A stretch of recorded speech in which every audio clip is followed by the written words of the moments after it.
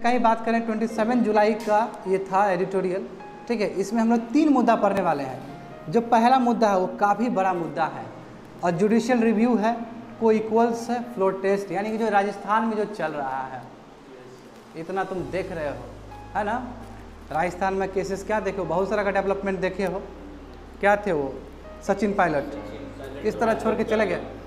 अब न्यूज़ में देखोगे तो न्यूज़ में तो कुछ तो सही नहीं बताता है ना। अब क्यों नहीं सही बताता है तो अभी जब बताएंगे तुमको समझ में आ जाएगा, ठीक है। और क्या संविधान में एंटी डिफेक्शन लॉ, शेड्यूल 10 का बात करते थे हम हमेशा, ठीक है। एंटी डिफेक्शन लॉ के हिसाब से क्या क्या सही है और गवर्नर के पास कितना पावर है संविधान के हिसाब से, ये समझना होगा तुमको। आर्टिकल 160 के आसपास का बात करना होगा हमें, ठीक है। पॉलिटी आ जाएगा। सेकेंड हम लोग बात करेंगे परमानेंट कमीशन पर हूँ मैं। जो महिलाएँ हैं जो आर्मी में जाते हैं, नेवी में जाते हैं, इनको भी परमानेंट कमीशन दिया गया है फरवरी 2020 में। सुप्रीम कोर्ट का एक बहुत बड़ा वर्डिक्ट है जेंडर इक्वलिटी को लेकर, सभी को इक्वलिटी बराबर मिलना चाहिए। क्यों नहीं मिलना चाहिए? महिला क्या कम है क्या? यदि जो आदमी महिला कम समझता है, बाबू कुछ नहीं है, कोई बेवकूफ़ नहीं है। एक्चुअल में हम तुमको पता है, हार्ड टू बिलीव, मैन से ऊपर है वुमेन, ठीक है ना। और ये तक बोल ही तक नहीं है, कहीं वो बोल नहीं रहे, एक्चुअल में है ये चीज़, ठीक है ना। वहाँ अब तुम लोग टेकन फॉर ग्रांटेड ले तो, मगर जब तुम अध्ययन करोगे महिलाओं के बारे में, अलग से किताब पढ़ोगे, पुस्तक पढ़ोगे, मैनेजमेंट देखो ना माँ का, और पिताजी का देखो ना, हर समय पिताजी डांट खाते रहते हैं, कोमल ज़्यादा जानती है नहीं तो ये चीज़ खाली, मगर क्या है सिस्टम हमारे यूरोपियन कंट्री में तो बहुत अच्छा है, मगर हमारे इंडियन सोसाइटी में क्या है, स्पेशली गैंजेटिक फिल्म में हमको तो कभी कभी दुख लगता है इस चीज़ को लेकर, ठीक है ना। बहुत दुख लगता है यार, बहुत ज़्यादा टेंशन है। देखो अब 71 है कि 15% और 17% इनफ नहीं है, इसको 30% बनाना चाहिए। ये एक्चुअली प्रोटेक्टेड एरिया से रिलेटेड है। हमारे जो अर्थ में जो रिसोर्सेज है, चाहे ओशन का रिसोर्सेज हो चाहे लैंड का रिसोर्सेज हो, वो कम से कम 30% प्रोटेक्ट किया जाना चाहिए, तभी जाके इस तरह का जूनोटिक डिजीजेस, जो ह्यूमन टू ह्यूमन ट्रांसमिशन होने वाला डिजीज है, ये कम हो जाएगा। आज हम एनिमल को कुछ नहीं समझे, तभी ना एनिमल से डिजीज सब आया है जी। मगर जब हम इसको कर दे, छोड़ दे, इसको अलग इन लोग का फैसिलिटी दे दे, हम लोग लैंड को इंक्रोच नहीं करें, वाइल्ड लाइफ दे दिए, जाइए आप जहाँ रहना रहिए, तो कोई दिक्कतें नहीं होगा। नहीं ह्यूमन को इंक्रोच करेगा, क्योंकि ये लोग अपना शांत रहने वाला जीव है, हम ही लोग ज़्यादा इंक्रोच करते हैं। तो इसी के मुद्दा के ऊपर ये टॉपिक है। तो आज हम लोग 3 टॉपिक पढ़ने वाले हैं, समझे। मैंने ओवरव्यू दे दिया सभी का। पहला व्यू देखते हैं। देखो पहला सबसे बड़ा है, एक्चुअली ये 3 एडिटोरियल का मिक्सचर है। 3 एडिटोरियल देखो अभी इसमें कौन सा एडिटोरियल है। 25 जुलाई को आया था हिंदू में, फिर 25 जुलाई को आया था, उसी दिन दूसरे पेपर में आया है ये, मतलब दूसरे पेज नंबर में, और 27 जुलाई हिंदू में ही आया। यानी कि ये 3 एडिटोरियल का मिक्सचर है जो बताने वाला हूँ, व्यापक है, ठीक है। मैं इसमें सीखने को बहुत कुछ मिलेगा संविधान का, इसलिए तीनों को जोड़ा गया है। अब देखो फटाफट अपना सिलेबस निकालो और देखो कॉन्स्टिट्यूशन एंड पॉलिटी है। Parliament and state legislatures, structure, functioning, conduct of business, powers, privileges, issues arising out of this. फटाफट निकालो जी, नहीं भूल गए। देखो रोज गलती करोगे तो गलती नहीं, वो मिस्टेक है नहीं हाँ क्या, मेरा सपना मत तोड़ो, तुम सब मेरे लिए बनो कलेक्टर तुम लोग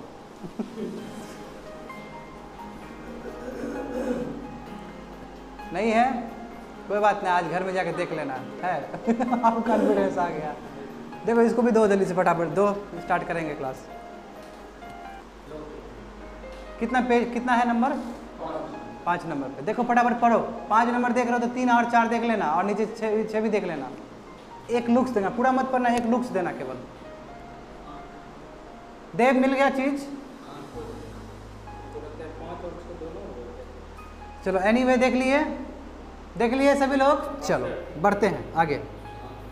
देखो राजस्थान कंट्रोवर्सी देखो जी, राजस्थान में कितना कंट्रोवर्सी हुआ है अयोध्या से पहले, है ना। अयोध्या होने से पहले जो वहाँ के स्पीकर है, उनका नाम सीपी जोशी है, उन्होंने anti defection notices farmer duty CM Sachin Pilot को दे दिया। अब देखो एंटी डिफेक्शन लॉ क्या होता है, बात समझो, अभी देखने की जरूरत नहीं है। पहले तुम संविधान तो जानते नहीं हो, संविधान का कुछ कुछ चीज़ समझ लो ये आर्टिकल समझने के लिए, करेक्ट। तो पहले तुम लोग को समझना होगा कि राजीव गांधी के द्वारा बनाया गया या प्रबल किया गया एंटी डिफेक्शन लॉ क्या है, ठीक है। तो एंटी डिफेक्शन लॉ मतलब ये कि तुमको स्टेबिलिटी देने के लिए, चाहे वो पार्लियामेंट का बात हो चाहे स्टेट लेजिस्लेचर का बात हो, बताए थे पार्लियामेंट और लेजिस्लेचर काम करने का तरीका सेम है, उसी का रेप्लिका है। मान लो कि तुम्हारा बहुमत साबित है ना, बहुमत नंबर गेम है, ऑल अबाउट डेमोक्रेसी क्या है, एक नंबर गेम है कि नहीं है। आपको अर्थमेटिक के साथ चलना पड़ता है। यदि अर्थमेटिक आपका गड़बड़ाया तो आपका फ्लोर टेस्ट में आप कॉन्फिडेंस लॉस कर देंगे, लॉस हो जाएगा तो आपका सरकार गिर जाएगा। अब देखो एंटी डिफेक्शन लॉ में क्या होता है कि एक व्हिप जारी किया था, यही उस दिन हम बताए थे, आने वाले समय में होगा। व्हिप मतलब क्या है कि जो तुम्हारा व्हिप ऑफिसर है वो जारी किया कि आपको यही लाइन फॉलो करना होगा। ये कांग्रेस का एक विचारधारा है, कोई वोटिंग हुआ तो आपको यही फॉलो करना है, आप अगेंस्ट नहीं जा सकते हैं, इसको बोलते हैं व्हिप जारी करना। और यदि कोई अगेंस्ट गया तो एंटी डिफेक्शन लॉ के हिसाब से उसको निकाला भी जा सकता है, क्योंकि आपने पार्टी का बात नहीं माना। अब निकाला क्यों जा सकता है, ये हमेशा से कंट्रोवर्सी रहा है इंडियन डेमोक्रेसी में। फ्रीडम ऑफ एक्सप्रेशन तो होना चाहिए। अब भले ही तुम एक पार्टी के आदमी हो, बट तुमको भी दूसरा विचारधारा देने का जरूरत है, तुमको भी देने का जरूरत है। जरूरी है कि तुम मेरा भी बात नहीं मानो, बिल्कुल यही तो है फ्रीडम ऑफ एक्सप्रेशन ना, आर्टिकल 19 यही तो है। मैं यहाँ पे फ्रीडम ऑफ एक्सप्रेशन काम नहीं करता, यहीं पे एक्सेप्शनल क्लॉज है, और ये हर समय सुप्रीम कोर्ट के पास पहुँचता है और हर समय सरदर्द होता है सुप्रीम कोर्ट को, क्योंकि राष्ट्रपति शासन लग जाता है।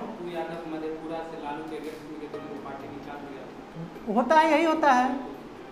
अब देखो हुआ क्या, यहाँ पे कंट्रोवर्सी इसलिए हुआ कि कुछ मेंबर्स, कुछ गुट क्या निकल गए सचिन पायलट्स के नेतृत्व में।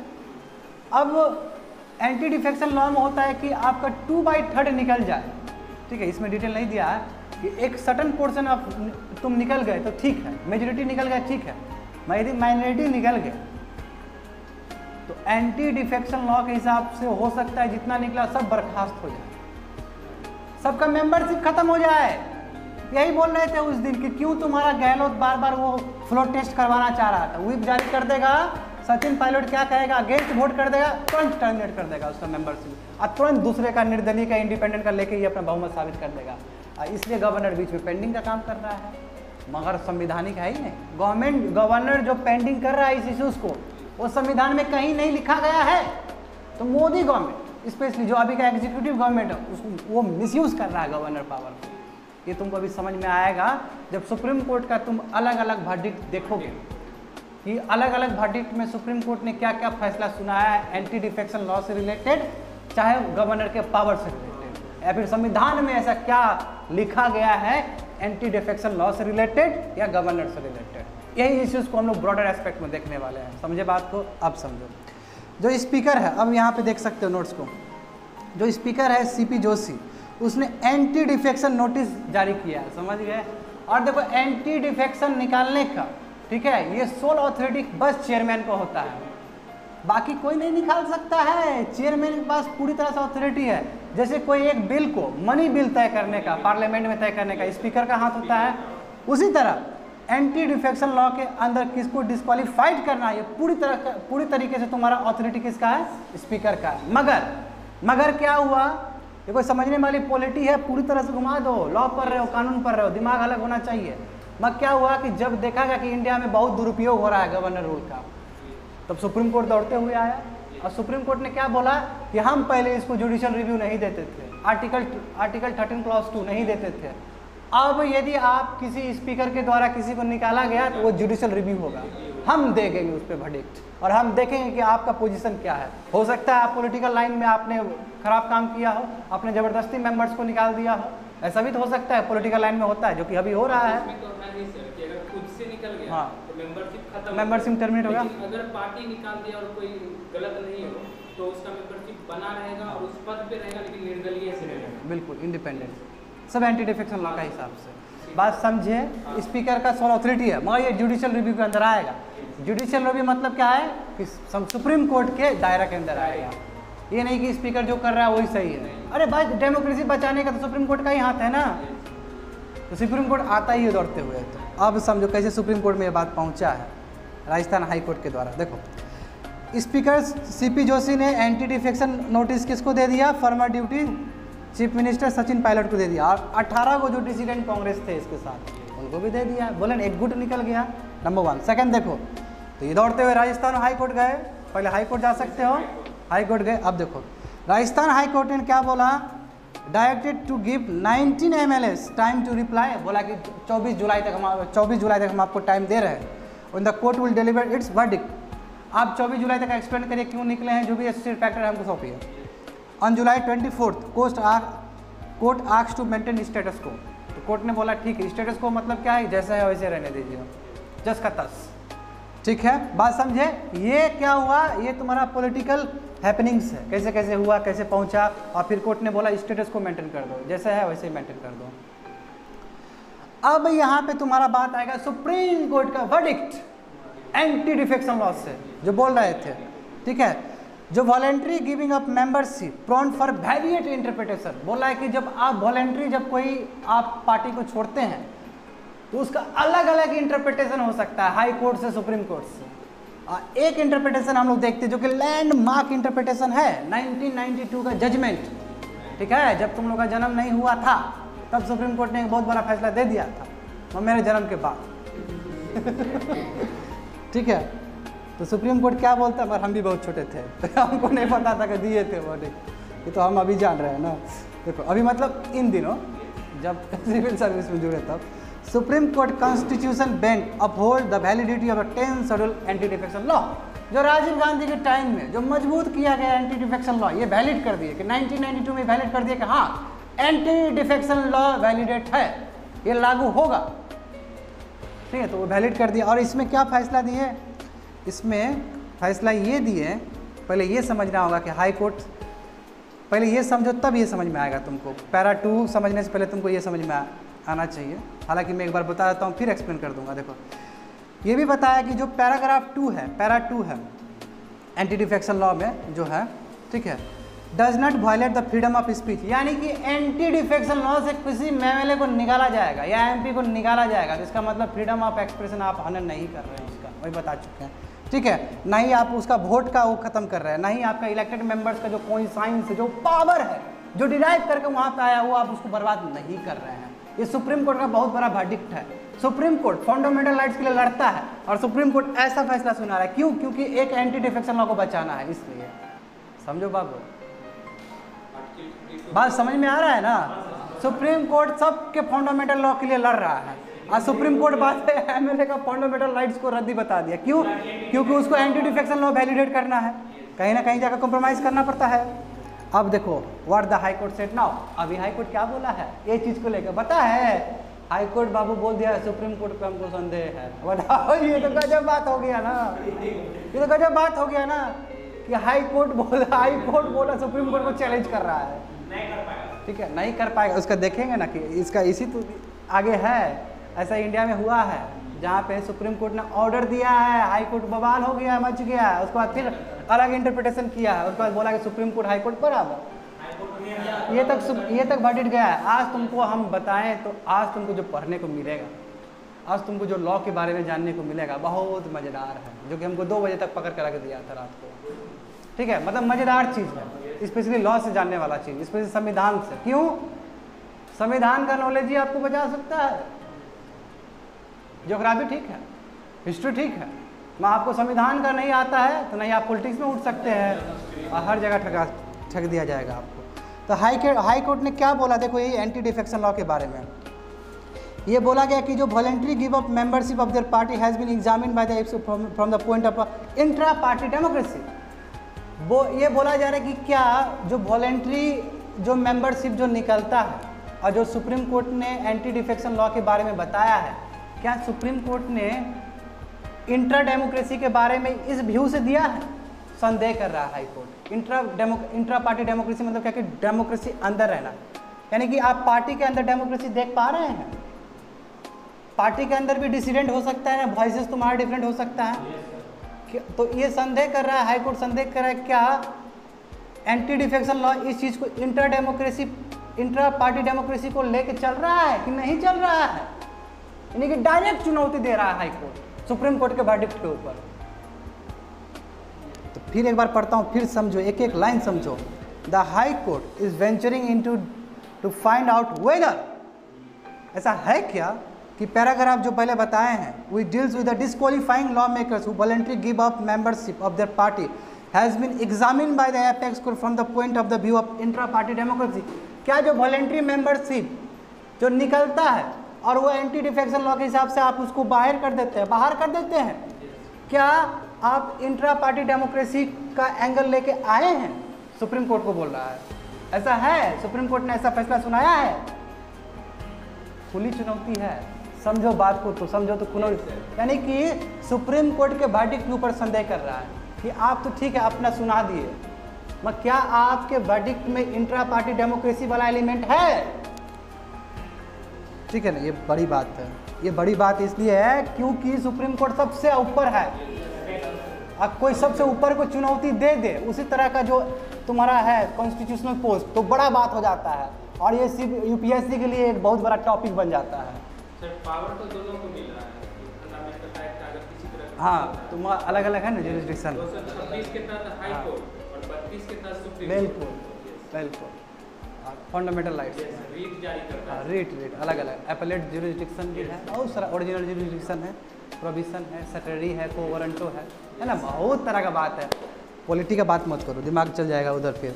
It is not clear how the law laid down by the supreme court does not bind a high court and it raises grave question of judicial property. तो यही बात तो कहा जा रहा है, यही बात का ये क्लियर नहीं है कि जो सुप्रीम कोर्ट ने फैसला सुनाया है और हाई कोर्ट में बाइंड है कि नहीं है, और इस तरह एक पेंडोरम बॉक्स डिबेट वाला इशू कर रहा है कि जुडिशियल प्रायोरिटी है कि नहीं है। सुप्रीम कोर्ट जो सुना दिया, हाई कोर्ट मानने के लिए तैयारी नहीं है, हाई कोर्ट संदेह कर रहा है, ये तो हो गया, कोलैप्स कर जाएगा जुडिशियल सिस्टम, या फिर ये नेगेटिव असर देगा आने वाले समय में। यही बोला, it raises the grave questions, वही उसका मतलब है, questions of the judicial property मतलब जो सुप्रीम कोर्ट का वर्डिक्ट है उसके ऊपर रेज कर रहा है कि उसका सैक्रोसेंट है, एब्सोल्यूट है ही नहीं, उस पर भी संदेह किया जा रहा है हाई कोर्ट के द्वारा। ये है इसका मतलब, समझे ना, इस टर्मिनोलॉजी का मतलब। अब देखते हैं कुछ कुछ केस और, तो समझ में आएगा क्या मुद्दा है। See the case of Keshav Singh, अभी तो 1992 का देख लिए केस, वो जजमेंट तुम देख, ये जजमेंट का नाम क्या है, कियोतो होलोहन जजमेंट, वो याद करने की जरूरत नहीं है, 92 का वर्डिक्ट लिख दो, बात करते हैं। केशव सिंह, हाँ बिल्कुल बिल्कुल, यूपी उत्तर प्रदेश का ही है। ये तो गजब कर दिया ना, ये तो गजब हो गया था केशव सिंह ने, तुम 1 वीक को इम्प्रिजमेंट कर दिए थे, 1 वीक के लिए एमएलए को, तो इन पर बात हुआ, अभी देखो इस पर बवाल मचा है, देखो सुनो इस पर। हाँ लखनऊ, ये पढ़े हो कि जानते हो इसके बारे में? ओह वेरी गुड, ये बताऊंगा मैं, इसमें तो हद हो गया, इसमें कुछ ज़्यादा ही जुडिशरी ने अपना पावर का मिसयूज़ कर दिया था।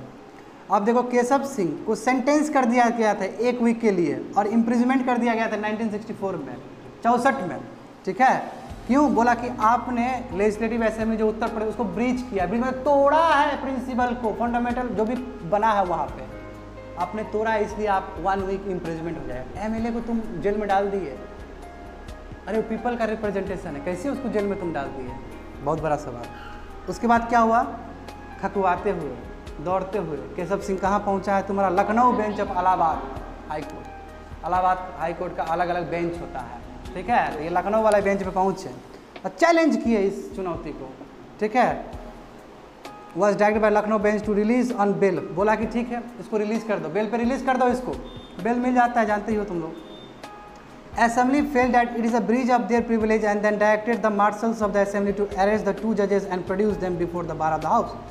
देखो क्या हुआ, असेंबली को क्या लगा, डेमोक्रेसी में सबसे पावरफुल हम हैं, पार्लियामेंट सबसे डेमोक्रेसी है ना, जुडिशरी कुछ नहीं है, पार्लियामेंट्री डेमोक्रेसी हम लोग। स्टेट लेजिस्लेटिव का दिमाग खपवाया, वो क्या बोल दिया, वो बोला कि प्रिविलेज का ब्रीच है, यानी कि पार्लियामेंट में जो अधिकार मिला है स्टेट लेजिस्लेटिव हमको, ये तो तुम हनन कर दिया मेरा, क्यों इम्प्रिजमेंट करेगा, मेरा मेंबर है वो, तुम कौन होता है करने वाला। हाँ, तो अब लेजिस्लेचर और जुडिशरी का झगड़ा हो गया यहाँ पे।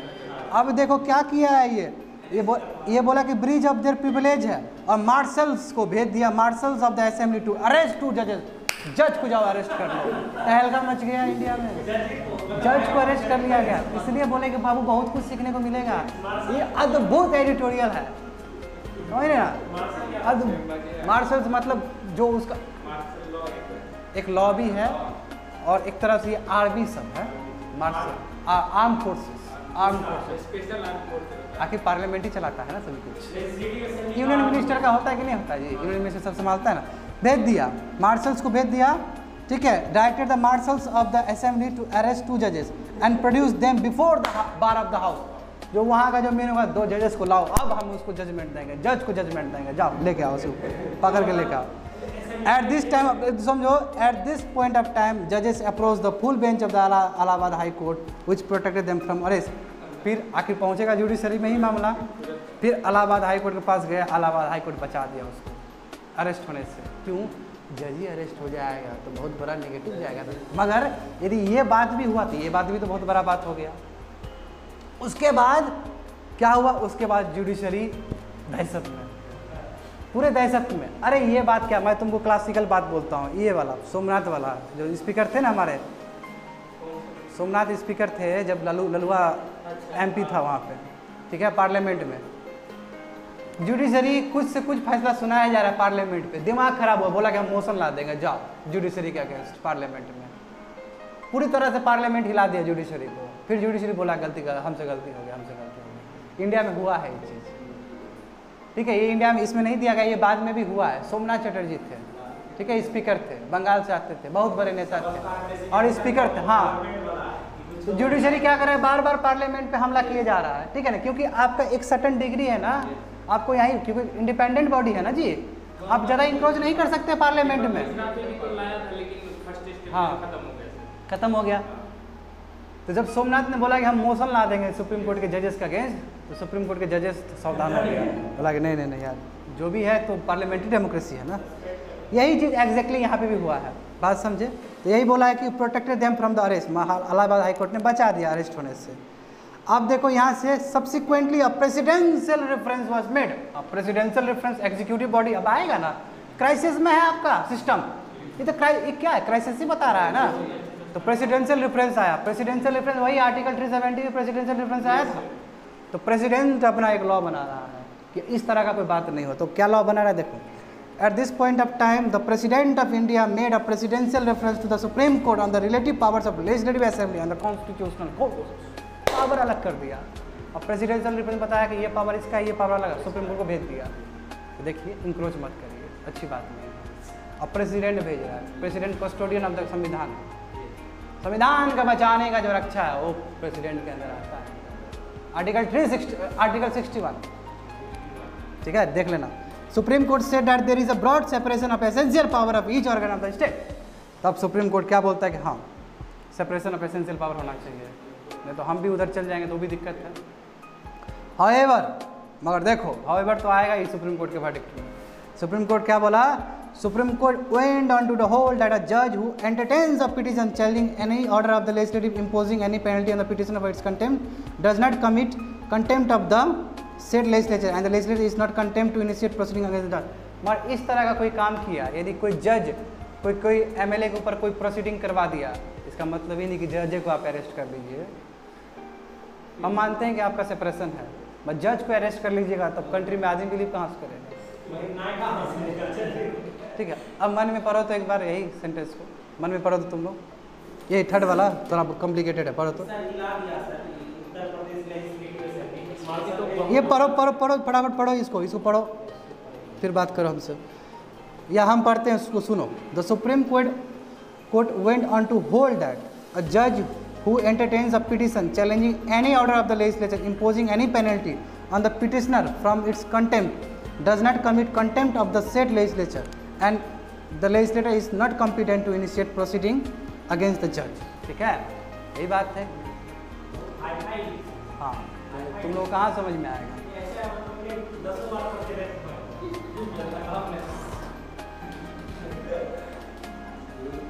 कहाँ समझ में आएगा? देखो सुनो, बहुत मंथन चीज पढ़ना पड़ता है तब समझ में आता है। देखो, since then it has generally been a hands up position as far as the court interfering in the working of the legislative assembly और पार्लियामेंट इज कंसर्न। इसलिए क्या है, संभल के करना है, संभल के इंटरफेरेंस करना है जी। Anti defection law the sole exception, मगर एंटी डिफेक्शन लॉ का कुछ समीकरण अलग है। कैसे अलग है? देखो, कॉन्स्टिट्यूशन बेंच ने वही 1992 में क्या बोला, speaker acting is in a disqualified matter act as a tribunal, it is act of judicial review. 1992 में क्या बोला कि वो ट्राइब्यूनल की तरह काम कर रहा है। ट्राइब्यूनल मतलब क्या होता है कि जो आपका एक व्यवस्था है जिसमें वर्डिक्ट को सुलझाया जा रहा है, ये आपका एक सेमी जुडिशरी बॉडी हुआ, पूरी तरह से जुडिशरी बॉडी नहीं है, सेमी जुडिशरी। तो गलती तो यहाँ से भी हो सकता है ना, सेमी जुडिशरी बॉडी है तो गलती तो हो सकता है। यानी कि स्पीकर जो फैसला सुनाएगा कोई भी डिस्क्वालीफाई करने का, कोई भी मेंबर को डिस्क्वालीफाई करने का, क्योंकि स्पीकर यहाँ पे एक ट्राइब्यूनल की तरह काम कर रहा है, तो इसलिए ये जुडिशियल रिव्यू के अंदर आएगा, आर्टिकल 13 क्लॉज 2 के अंदर आएगा। सुप्रीम कोर्ट 92 में बोलता है ऐसा बात। It also made it clear that the court will not interview at A interim stage, और ये भी बोला कोर्ट बीच में नहीं आएगा। आप फैसला दे दीजिए वहाँ पे, किसी को डिस्क्वालीफाई कर दीजिए, वो तुरंत कोर्ट के पास पहुँचेगा, चाहे हाई कोर्ट हो सुप्रीम कोर्ट के पास हो, तब एंटरटेन करेगा। मैं बीच में सुप्रीम कोर्ट और हाई कोर्ट बीच में आकर कोई टांग नहीं लड़ाएगा, वही बोला इंटरिम स्टेज में नहीं आएगा। बात समझ रहे हो ना तुम लोग। Two important aspects of the majority judgement of Kihoto Hollohan. अब देखो ये कितना इंपॉर्टेंट है, बार बार आ रहा है जिक्र, क्योंकि ये पावर पूरी तरह से सेपरेट कर दिया एंटी डिफेक्शन लॉ से रिलेटेड। तो बोला कि दो नया चीज़ क्या आया है उस वर्डिक्ट के द्वारा, 1992 के वर्डिक्ट के द्वारा दो नया चीज़ क्या सीखने को मिला है। तो देखो नंबर 1, जो स्पीकर होंगे चाहे चेयरमैन होंगे जो संवैधानिक पोस्ट पे है, होल्ड अ पाइवेटल पोजीशन, बहुत इंपॉर्टेंट पोजीशन होल्ड करता है पार्लियामेंट्री डेमोक्रेसी में। और ये क्या है, गार्जियंस है, सभी राइट और प्रिविलेज जो हाउस के चलेंगे, चाहे वो पार्लियामेंट का लोकसभा राज्यसभा हो, चाहे आपकी स्टेट लेजिस्लेटिव असेंबली का हो। इसलिए स्पीकर और चेयरमैन है। चेयरमैन कहाँ पे होता है, चेयरमैन राज्यसभा में होता है, करेक्ट, जो कि वाइस प्रेसिडेंट वेंकैया नायडू होंगे अभी के, ठीक है। तो ये बोला जा रहा है कि जो हेड हैं, ठीक है, जो हेड हैं, स्पीकर हैं चाहे चेयरमैन है, वो इंपॉर्टेंट पोजीशन होल्ड करते हैं पार्लियामेंट्री डेमोक्रेसी में।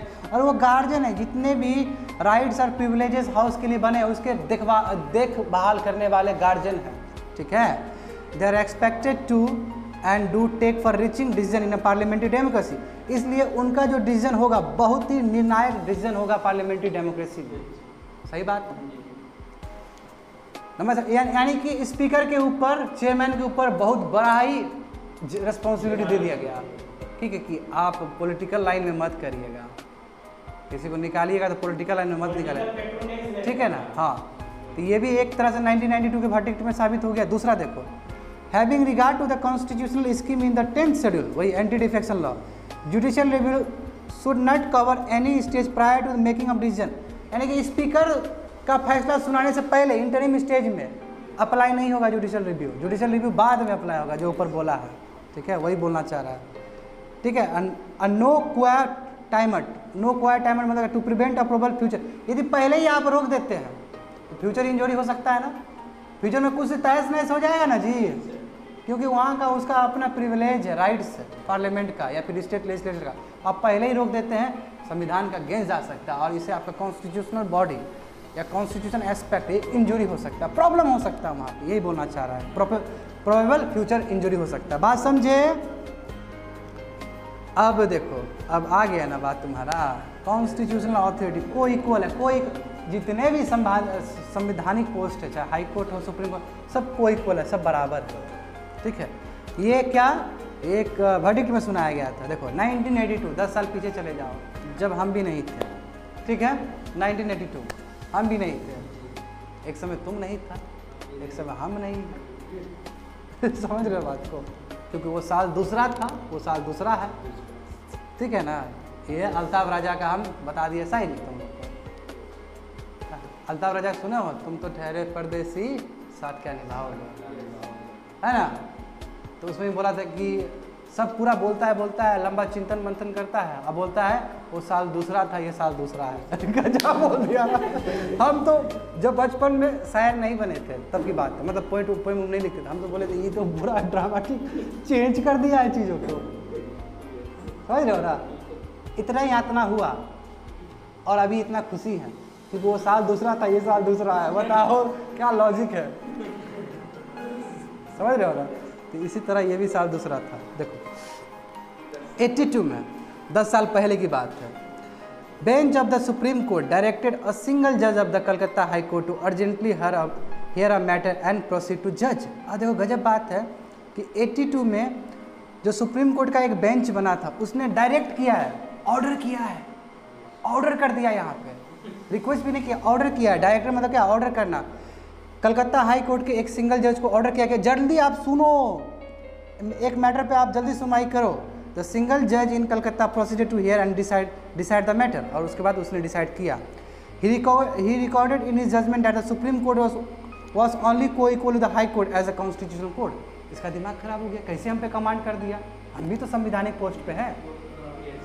तो उसने अपना वर्डिक्ट में ये चीज़ लिख दिया, हम तो को इक्वल है, हम तो बराबर हैं, अब हमको ऑर्डर कैसे कर सकते हैं, हमको कमांड कैसे कर सकते हैं। बात समझे। Appellate power of the supreme court did not make it a superior authority to which high court was sovereign.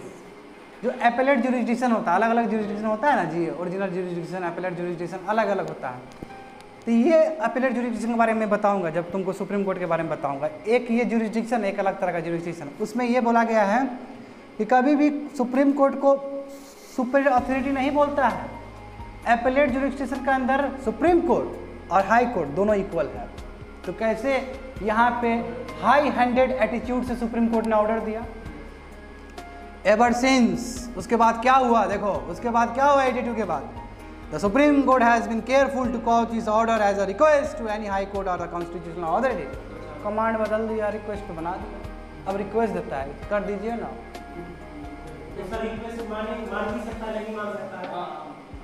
देखो रिक्वेस्ट देना ठीक है ना, देखो अब हम टीचर है, बराबर के है ना, रिक्वेस्ट देना होगा, कमांड कैसे दे सकते हैं आप, बराबर है। एपेलेट जुरिस्डिक्शन में दोनों बराबर है। हाँ नहीं, उसके अलावा में जैसे कि तुम्हारा जो फंडामेंटल राइट्स का बात है तो सुप्रीम कोर्ट ऊपर है, अलग अलग जुरिस्डिक्शन है ना। एपेलेट जुरिस्डिक्शन का बात है, एपेलेट पावर्स का बात है, समझे। Same constitutional principle applies for the other authorities also. अब ये केवल हाई कोर्ट तक ही नहीं है, ये आपका लेजिस्लेटिव असेंबली में भी है, तो आप उसको भी सम्मान दीजिए। इसका मतलब आप भी लेजिस्लेटिव असेंबली को, पार्लियामेंट को आप धराले से ऑर्डर नहीं दे सकते हैं। यही चीज़ वहाँ पे भी अप्लाई हो गया, क्योंकि सभी तो संवैधानिक पोस्ट है ना। देखो बात समझो। Constitutional court have followed the same principle in addressing the other constitutional authorities. दूसरे जितने भी संवैधानिक पोस्ट है उसी पे 1982 का ही वर्डिक्ट इन्होंने अप्लाई कर दिया। देखो अच्छे से सुप्रीम कोर्ट हर समय अपने आप को बदलता है, यही खासियत है सुप्रीम कोर्ट का। The speaker of the house represents that August body and is the guardian of all privilege. और यहाँ से बोला कि जो आपके हाउस के स्पीकर है वो सोल अथॉरिटी है राइट्स और प्रिविलेज को रखने के लिए अपने हाउस में। हाउस मतलब समझ रहे हो, चाहे लेजिस्लेटिव असेंबली हो, पार्लियामेंट का लोकसभा हो या राज्यसभा हो, हाउस का मतलब ये घर मत समझ लेना। The house can not be order around its internal working by any court no matter how big how high or supremely infallible it receive itself to. यानी कि हाउस को भी कोई भी कैन नॉट बी ऑर्डर नहीं दे सकता, यानी कि ये लागू इसके ऊपर भी होगा, इसके भी ऊपर होगा, यानी कि सब इंडिपेंडेंट काम करेगा और आपको एक प्रॉपर म्यूचुअल कोऑपरेशन से आप एक दूसरे से कर सकते हैं। ऑर्डर देने वाला काम ना वो कर सकता है ना ये कर सकता है। देखो unnecessary conflict between the organs of the state may well invite some speaker to defied the court. अब अननेसेसरी होगा तो बोले ना चटर्जी बोला कि मोशन ला देंगे। इसमें देखो तुम 64 में क्या हुआ, इस तरह का बात होगा तो हमारे सिस्टम क्या वीक पड़ते चले जाएंगे और लोगों का, जनता का जो कॉन्फिडेंस है वो घटते चला जाएगा। सुप्रीम कोर्ट हाई कोर्ट खुद ही लड़ेगा तो हमारे लिए कब देगा वो जजमेंट। ठीक है। The walls of the separation between the constitutional organs once breached cannot be the repaired against future intrusion even after a sovereign constitution parliamentary and legislative supremacy must be respected. क्या बोला जा रहा है, यदि एक बार ये सेपरेशन टूट जाए तो उसको फ्यूचर में ब्रीज करने में टाइम लगता है ना। एक घाव, कबीर जी क्या बोलते हैं, धागा जब टूट जाता है जोड़ने में गांठ लग जाता है कि नहीं। रहीमन धागा प्रेम का जाए कबीर जी। आज तो पूरे मूड मेरा पूरी तरह से कच्चर से है, ठीक है ना। गांठ पड़ जाए, बिल्कुल यही है, गांठ पड़ जाए यहाँ पे। तो वही बोल रहा है कि तुम्हारा क्या होगा, रिपेयर अगेंस्ट, मुश्किल हो जाएगा रिपेयर करना उसको। और सॉवरेन कॉन्स्टिट्यूशन में, सॉवरेन मतलब इंडिपेंडेंट कॉन्स्टिट्यूशन में, ठीक है, पार्लियामेंट्री और legislative supremacy must B respected.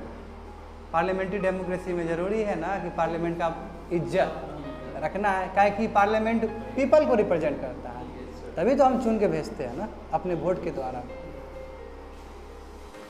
अब ये बात खत्म हो गया। कोई देखो 3 एडिटोरियल है तो लंबा तो चलेगा, इसमें तो कोई शक नहीं होना चाहिए किसी को। हो सकता था इसी को हम आज पूरा ख़त्म कर देते, है ना, क्योंकि 3 एडिटोरियल है। अब तुम लोग को ये भी समझना होगा कि हम लोग पहले बात क्या किए थे, एंटी डिफेक्शन का बात समझो। उसके बाद हम लोग फिर बात किए किस तरह 2 ऑर्गन के बीच में टकराया। सेकेंड थर्ड बात, हाँ थर्ड बात हम लोग क्या किए, थर्ड हम लोग संविधान का बात ये किए कि कैसे को इक्वल्स एपेलेट जुरिस्डिक्शन में, पावर्स में, और ये चीज़ हर जगह कॉन्स्टिट्यूशनल पोस्ट पे अप्लाई होता है। ठीक है, अब हम लोग गवर्नर के बारे में पढ़ेंगे कि गवर्नर के पास कितना पावर है और कितना मिसयूज़ किया जा रहा है। तो अब तुम लोग को क्लियर पिक्चर दिख जाएगा जो कि इलेक्ट्रॉनिक मीडिया में नहीं दिखता है। अंजना उनका सिर्फ इसके बारे में डिस्कस नहीं करती है, ठीक है, बहुत अच्छा डिबेट करवाती है। देखो, गवर्नर हैज़ नो रोल, ठीक है, has no discretion in summoning a session of the assembly. कोई रोल नहीं है असेंबली को समन करने का, कैसे, कोई डिस्क्रिशन पावर नहीं है। अपने आप समन मतलब क्या होता है, अपने आप बुलावा कर देना, कोई रोल नहीं है। क्या रोल है, संविधान में लिखा गया है कि aid and advice of the council of minister headed by CM, chief minister, और जो काउंसिल ऑफ मिनिस्टर वो जाएगा बोलेगा हाँ सर भी क्या, गवर्नर तो है, तुम्हारा सिग्नेचर वाला चीज़ है, कर दीजिए, असेंबली खड़ा कर दीजिए, ठीक है, ताकि आखिर कॉन्फिडेंस क्या है, पीपल है ना, हेड तो वही है ना, कॉन्स्टिट्यूशनल पोस्ट तो वही है।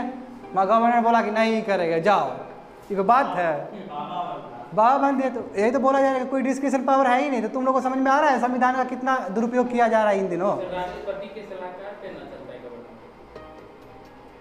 वो दूसरा डायमेंशन में है। अभी मैं बताऊंगा कि गवर्नर का कहाँ कहाँ डिस्क्रिशन पावर है, डिस्क्रिशन पावर भी बताऊंगा मैं, मगर असेंबली को सम्मान करने में डिस्क्रिशन पावर नहीं है। डिस्क्रिशन पावर मतलब क्या, अपना पावर, बोलते हैं तुमको डिस्क्रिशनरी पावर, जो मन करे वो करो। समय मतलब बुलाना नहीं, ज्वाइंट सेशन वो अलग है, उसको ज्वाइंट सेशन ही बोलते हैं। समय मतलब बुलाना, असेंबली को स्टार्ट करना था। प्रयोग यार तुमको पार्लियामेंट पढ़ाए थे गधा, प्रयोग मतलब टेम्पररी ब्रोक डाउन, ठीक है, चलो इसको समझो। और ये 2016 में जब उत्तराखंड वाला केस हुआ था, उत्तराखंड वाला जहाँ उत्तराखंड सरकार को गिराने का बहुत प्रयास चला जा रहा था, तो 2016 में उस समय ये वर्डिक्ट सुनाए थे। It was made clear by the constitutional bench judgment of the supreme court in 2016 में भी ये इशू उठा था, जहाँ पे गवर्नर ने डिस्क्रिशन पावर यूज करके बर्बाद करने का प्रयास किया गया था, ठीक है। तो पूरा खकुआ गया इधर तुम्हारा सुप्रीम कोर्ट, क्या बोला, गलत है, आपके पास डिस्क्रिशनरी पावर नहीं है। क्या नहीं है कोमल, किस लिए पावर नहीं है, समन द हाउस, हाउस को बुलाने का डिस्क्रिशनरी पावर नहीं है, ठीक है। अब कैसे हो सकता है, देखो, the bench held that a governor is bound to convene a meeting of the assembly for a protest for on the recommendation of the cabinet. Cabinet मतलब क्या है, council of minister headed by the CM, इसके add and advice से ही आप बुला सकते हैं। जैसे प्रेसिडेंट को पीएम, प्रेसिडेंट पावर मतलब प्रेसिडेंट को काउंटर के पीएम बोलता है। हाँ बिल्कुल, एग्जैक्टली तुम्हारा स्टेट में भी यही होता है, एग्जैक्टली रेप्लिका है। और जो 2016 बोले थे, 2016 में भी तुम्हारा उत्तराखंड का केस हुआ था, मगर ये जो वर्डिक्ट है तुम्हारा उत्तराखंड का नहीं है, ये वर्डिक्ट तुम्हारा मणिपुर, उधर जब मणिपुर में भी कन्फ्लिक्ट तब का है, ये तुम्हारा नबन रेबिया तुम्हारा क्या है, नॉर्थ ईस्ट का एक चीफ में वो था तुम्हारा, ठीक है, संवैधानिक पोस्ट पे था।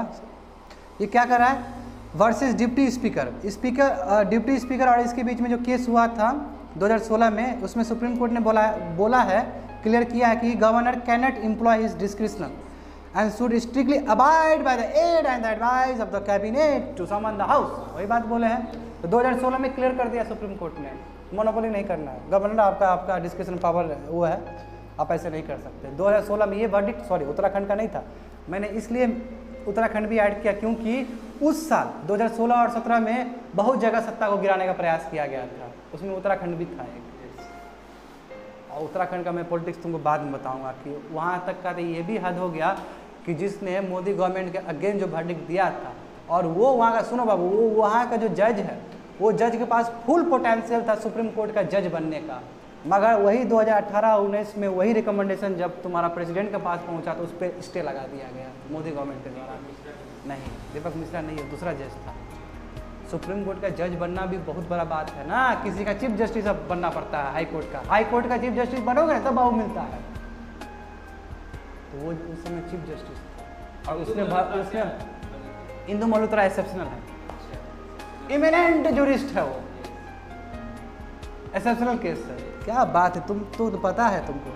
इंदु मल्होत्रा थी जो सबरीमाला पे डिसेंट वॉइस दी थी, ठीक है। तो बात समझो। More on the judgement of the constitution बेड। अब देखो नाबान रेबिया केस जो 2016 में हुआ था नॉर्थ ईस्ट में, ठीक है, इसमें और क्या चीज़ बताया गया। इसमें बताया गया कि गवर्नर क्या करता है, समन कर सकता है, बुलावा कर सकता है, हाउस को प्रयोग कर सकता है। प्रयोग मतलब टेम्पररी ब्रेक डाउन कर सकता है, हाउस को टेम्पररी ब्रेक, जैसे कोरोना वायरस तो ब्रेक डाउन कर सकते हैं ना, जरूरी है, अर्जेंसी है तो ब्रेक डाउन कर सकते हैं आप, ठीक है। और डिजॉल्व द हाउस को आप डिजॉल्व भी कर सकते हैं, ख़त्म भी कर सकते हैं। कब? ओनली मतलब क्या, तभी कर सकते हो on the aid and advice of the council of minister with the CM as the head and not at its own. अपने आप नहीं कर सकते हैं। ये क्लियर वर्डिक्ट है 2016 का, ये समझना होगा तुम लोग को। इतना मैं जोर क्यों दे रहा हूँ, ये सभी चीज़ कोट कर सकते हो मेंस के पेपर में। और ये जब तुम आंसर लिखोगे खुश हो जाएगा चेक करने वाला लोग, जो कि बाबा बैठा है। हो सकता है एक दो वर्डिक्ट वो भी दे के बैठा होगा। हाँ 2016 याद तो आ जाएगा यार। नॉर्थ ईस्ट का वर्डिक्ट लिख देना।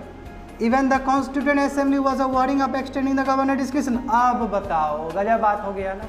इतना ही नहीं, जब हमारे फ्रेमर्स के संविधान को जब कोई रच रहा था, बाबा अम्बेडकर ड्राफ्टिंग कमेटी के चेयरमैन, ये भी डरे हुए थे क्या गवर्नर को डिस्क्रिप्शन पावर देना जरूरी है। हालांकि शुरू में दे दिए थे, जो पहला ड्राफ्टिंग बनना था उसमें दे दिए थे।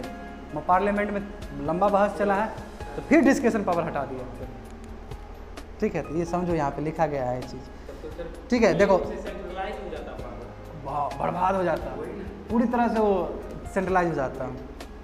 इवन द कॉन्स्टिट्यूएंट असेंबली भी वरी था, चिंतित था कि गवर्नर डिस्क्रिप्शन बढ़ाया जाए कि नहीं बढ़ाया जाए।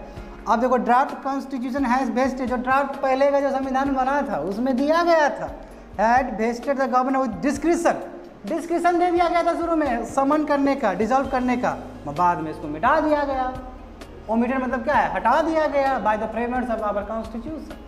हमारे जो फादर्स हैं, संविधान के रचयिता बाबा अम्बेडकर और उनके अंदर जो कम्युनिटी, हटा दिया गया क्योंकि सोचा कि हो सकता है आने वाले फ्यूचर में पॉलिटिकल लाइन पे इसका गलत यूज़ हो जाए। अब इतना करने के बाद गलत यूज़ हो रहा है, यदि ये होता तो बाबू रातों रात सरकार गिरा देता सबका, और रातों रात भगवाधारी बन जाता सब, जैसे कल बना। हाँ हो चुका है। Supreme court also said that the powers of the governors as constitutional head of the state should not be enlarged at the cost of the real executive, the council of minister।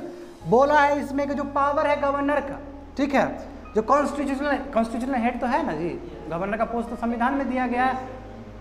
ये power इतना ज़्यादा नहीं है कि आप real executive को ही धता बता दो, इतना ज़्यादा पावर उसको नहीं देना है आपको कि जो रियल एग्जीक्यूटिव है, जो जनता से चुन के आया है, उसी के ऊपर आप हावी हो जाइए। सुप्रीम कोर्ट ने बोल दिया ये चीज़, और वही बोला, हम बोले ना आर्टिकल 163, देखो तो article 163 of the constitution does not give the governor a general discretionary power to act against और without the advice of the council of minister. Council of minister के अगेंस्ट आप कोई भी फैसला नहीं ले सकते हैं, या फिर उसका बिना पूछे हुए कोई भी फैसला नहीं ले सकते हैं regarding your summoning the house, prohibiting the house और डिसॉल्विंग द हाउस। तो यही तो बोले कि बाबू अब चश्मा पहन के देखो, चीज़ों को देखो कि कितना संविधान का धज्जिया उड़ा के बैठा है ये लोग, ठीक है ना। इलेक्ट्रॉनिक मीडिया को तो ये चीज़ दिखाना चाहिए, संविधान का बात करना चाहिए, तब ना लोग समझेगा। वो वही तो बोलते हैं, तुम लोग को हमेशा बोलते हैं दिक्कत है इस कंट्री में मीडिया को लेके। अब देखो तुम पूछ रहे थे, हम तो पूछ रहे थे, तो अब हम तुमको ये बोल देते कि अब डिस्क्रिशनरी पावर कहाँ कहाँ है। कुछ जगह पे तो डिस्क्रिशनरी पावर है, जैसे नॉर्थ ईस्ट में डिस्क्रिशनरी पावर है, आफ्सा वाला arm force special power act जो लगा है, जो जानता है ठीक है, जो नहीं जानता है बस एक बार जान लो बस। आफ्सा के हिसाब से क्या है कि आपको वहाँ पे पीस एंड ऑर्डर मेंटेन करने के लिए आप पुलिस को छूट दे देते हैं, पुलिस को छूट देंगे तभी ना वो क्राइम को ख़त्म करके वहाँ पे पीस मेंटेन करेगा। मगर इससे क्या होता है, गलत यूज़ कर लेता है और फेक इनकाउंटर हो जाता है। इस पर सुप्रीम कोर्ट बहुत टेंशन होता है ना। तो अब यहाँ पे बात क्या किया जा रहा है कि गवर्नर को डिस्क्रिशनरी पावर कहाँ कहाँ है। वो डिस्क्रिशनरी पावर में भी तुमको नज़र क्या आएगा, लिमिटेड है समझे ना। उसमें भी तुमको प्रेसिडेंट का इंटरफेरेंस ज़्यादा, आप कोई प्रेसिडेंट बोल रहा था ना, प्रेसिडेंट अपॉइंट करता है, जब जाहिर सी बात है जो अपॉइंट करेगा वही नेतृत्व करेगा उस चीज़ का। तो अब देखो यहाँ पर हो क्या रहा है कि governor discretionary power are limited है स्पेसिफिक एरियाज में। जैसे कोई बिल को एसेंट देना, बिल को एसेंट देना क्यों? क्योंकि देखो स्टेट लेजिस्लेटिव में बिल बनता है, सबके सहमति से पास हो गया, गवर्नर के पास पहुंचेगा, गवर्नर सिग्नेचर कर देगा तो एक्ट बन जाएगा, है ना। जैसे दारूबंदी हुआ बिहार में, तो गवर्नर जब तक साइन नहीं करता तब तो होता ही नहीं। एसेंट देना मतलब मंजूरी देना, परमिशन देना, ठीक है। या तो मंजूरी दे सकते हैं या फिर आप विथ होल्ड कर सकते हैं, रोक सकते हैं। Veto power, suspension veto, suspensive veto जिसको बोला जाता है, संविधान में तुमको मिलता है। या पॉकेट वीटो जो कि प्रेसिडेंट को मिलता है, इसको नहीं मिलता है, गवर्नर को नहीं मिलता है, वो तुम्हारा प्रेसिडेंट को मिलता है, ठीक है। और referring a bill to the president, तीन ही चीज़ हो सकता है, या तो आप एसेंट मंजूरी दे दीजिए कोई बिल के ऊपर, या फिर आप क्या कर दीजिए, विथ होल्ड कर दीजिए, रोक दीजिए कुछ दिन के लिए, या फिर आप प्रेसिडेंट को रेफर कर दीजिए कि सर अर्जेंसी है। तो देखिए अब यहाँ पे प्रेसिडेंट गिमी कर देता है, यहाँ पे प्रेसिडेंट क्या करता है, झूठ मूठ को उसको करके कभी पेंडिंग में रख देता है, स्टेट का लॉ पास ही नहीं होता है, और ये पॉलिटिकल लाइन पे होता है, ठीक है। तो देखो a bill to the president और अपॉइंटमेंट ऑफ अ सीएम और dismissal of a government which has lost confidence. और कहाँ है दूसरी जगह क्या है कि देखो पीएमई, संविधान में क्या लिखा है कि पीएमई तुम्हारा प्राइम मिनिस्टर को भी अपॉइंट करेगा और काउंसिल ऑफ मिनिस्टर को अपॉइंट करेगा। उसी तरह गवर्नर भी तुम्हारा प्रेसिडेंट को करेगा, क्योंकि जब शपथ ग्रहण करता है तो गवर्नर ही पढ़वाता है ना, जैसे प्रेसिडेंट उसको पढ़वाता है, हाँ ठीक है ना। और फिर प्रेसिडेंट को कौन पढ़वाता है, हाँ वेरी गुड। फिर चीफ जस्टिस को कौन पढ़ाता है, प्रेसिडेंट पढ़ाता है, समझ में आया ना। सब तो पोस्ट पे है ही ना, सबका एक टाइम में थोड़ी है, समझ में आया तुम लोग को।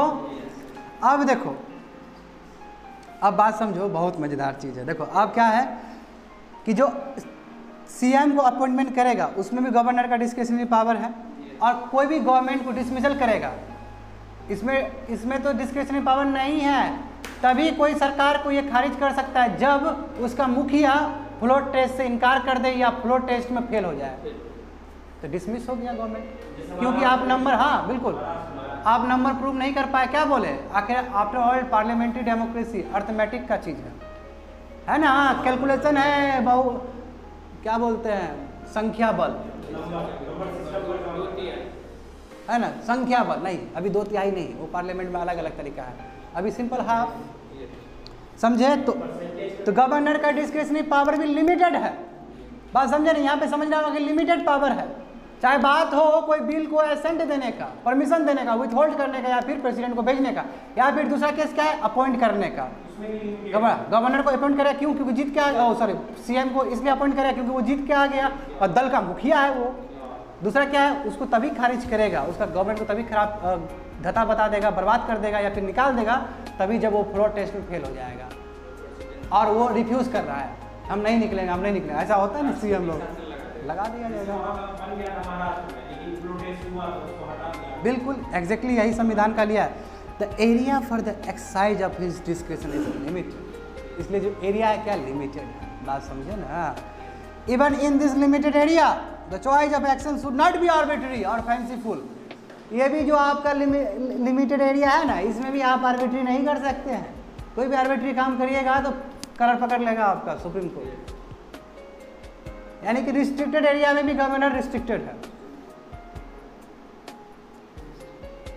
It must be choice dictated by the reason, actuated by the good faith, tempered by the caution as per the Supreme Court. Supreme court क्या कहता है कि आप जब गवर्नर कोई पावर यूज़ करेगा वो रीजन बेस्ड होना चाहिए, कोई कारण होना चाहिए, संवैधानिक कारण होना चाहिए, ठीक है, गुड फेथ में होना चाहिए, सही दिशा में होना चाहिए, ठीक है, और फूक फूक के कदम रखना चाहिए। तो फूक फूक के कदम तो कहीं नहीं रखा गया है, यहाँ पे फूक फूक के फुका दिया गया है ना, बर्बाद करने का प्रयास किया गया है ये प्रजातंत्र को, ठीक है। खुश रहो, कंट्री में ऐसा हो रहा है, समझ गए। ये तो मैंने पूरी तरह से तुमको जान भर दिया इसमें, समझ गए, पढ़ लेना बाबू, नहीं तो भूल जाओगे सभी चीज़, ठीक है। लंबा एडिटोरियल था संविधान।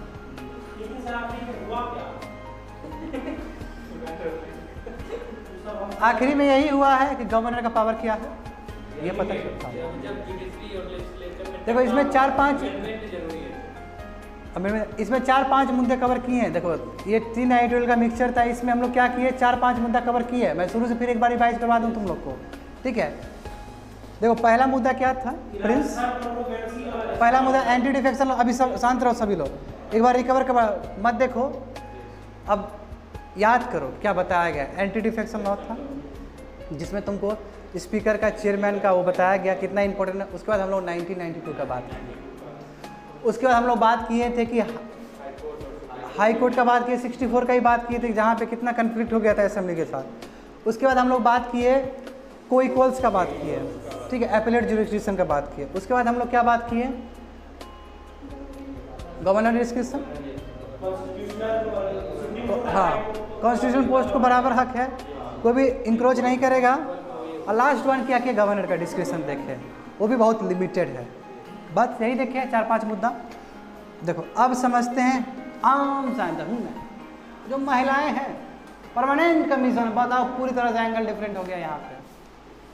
अब ये देखो जेंडर जस्टिस है, इसी पे तो हम दिए थे तुमको कि महिलाएं लोग काफ़ी ऊपर है, ठीक है। ये 25 जुलाई को आया था, फटाफट जाओ जीएस पे प्रबंध देखो। Indian society, role of women and human organisation, population in associated issues, poverty, development issues, organisation, problems and the remedies. फटाफट बताओ हमको कौन सा पेज है या कौन सा नंबर है? 7th नंबर, ठीक है। चलो देखो पहले मुद्दा समझो, एक मुद्दा समझना होगा, पहले ब्रीफ बताते हुआ क्या। देखो हमारे आर्म्ड फोर्सेस होते हैं, ठीक है, हमारे जो सिक्योरिटी पर्सनल्स हैं, सिक्योरिटी मतलब जो भी तुम्हारा आर्म फोर्सेस में है, नेवी में है, इंटेलिजेंस में, इंजीनियर्स है, इससे रिलेटेड, ठीक है। इसमें 10 पोस्ट होते हैं, हालांकि बहुत पोस्ट होते हैं, मैं 10 पोस्ट के बारे में बात किया आता है। 10 पोस्ट में आपको परमानेंट कमीशन मिलता है। अब परमानेंट कमीशन क्या होता है समझो कि यहाँ पे महिला के लिए कुछ अलग समीकरण था और पुरुष के लिए कुछ अलग समीकरण था। एक होता है शॉर्ट टर्म कमीशन, एक होता है परमानेंट टर्म कमीशन या परमानेंट कमीशन, एक शॉर्ट कमीशन या फिर शॉर्ट टर्म कमीशन। बात एक ही। देखो परमानेंट कमीशन मतलब क्या है कि कोई भी पुरुष का बात है, ये सुप्रीम कोर्ट आने से पहले क्या हम लोग के वो था, मतलब व्यवस्था जो था कि कोई भी पुरुष 10 साल कोई भी 10 सिक्योरिटी वर्क में, अभी बताऊंगा 10 फील्ड में, आर्म सिक्योरिटी पर्सनल्स का 10 एरिया है, तो वहाँ पे ये लोग इन्वॉल्व है। जैसे आर्मी हो गया, नेवी हो गया, ये सभी 10 है, 10 है। इसमें क्या है पर्सनल इन्वॉल्व है और 10 साल नौकरी किया वहाँ पे कोई आदमी, पुरुष क्या किया 10 साल काम किया। 10 साल काम करने के बाद वो अप्लाई कर दिया परमानेंट कमीशन का, तो उसको परमानेंट कमीशन मिल जाता था। परमानेंट कमीशन मतलब क्या कि 10 साल के बाद भी बहुत नौकरी करेगा अपना रिटायरमेंट तक, जब रिटायर हो जाएगा तो उसको क्या मिलेगा, पेंशन मिलेगा। हर कोई चाहता है पेंशन, क्योंकि गरीब दुखिया बनता है रिटायरमेंट के बाद, हालत ख़राब हो जाता है रिटायरमेंट के बाद। अभी ना तुम्हारे पास जोश है, लड़ देंगे, ये कर देंगे, वो कर देंगे, बाद में तो ऐसे करके चल दोगे। ऐसे 2 भाई हमको खाने के लिए 2 प्लेट, ये स्थिति तो होता है। एक बार पढ़ा चुके, हाँ बहुत बढ़िया। मैं ये आइटोल नहीं था, गधा इससे रिलेटेड था।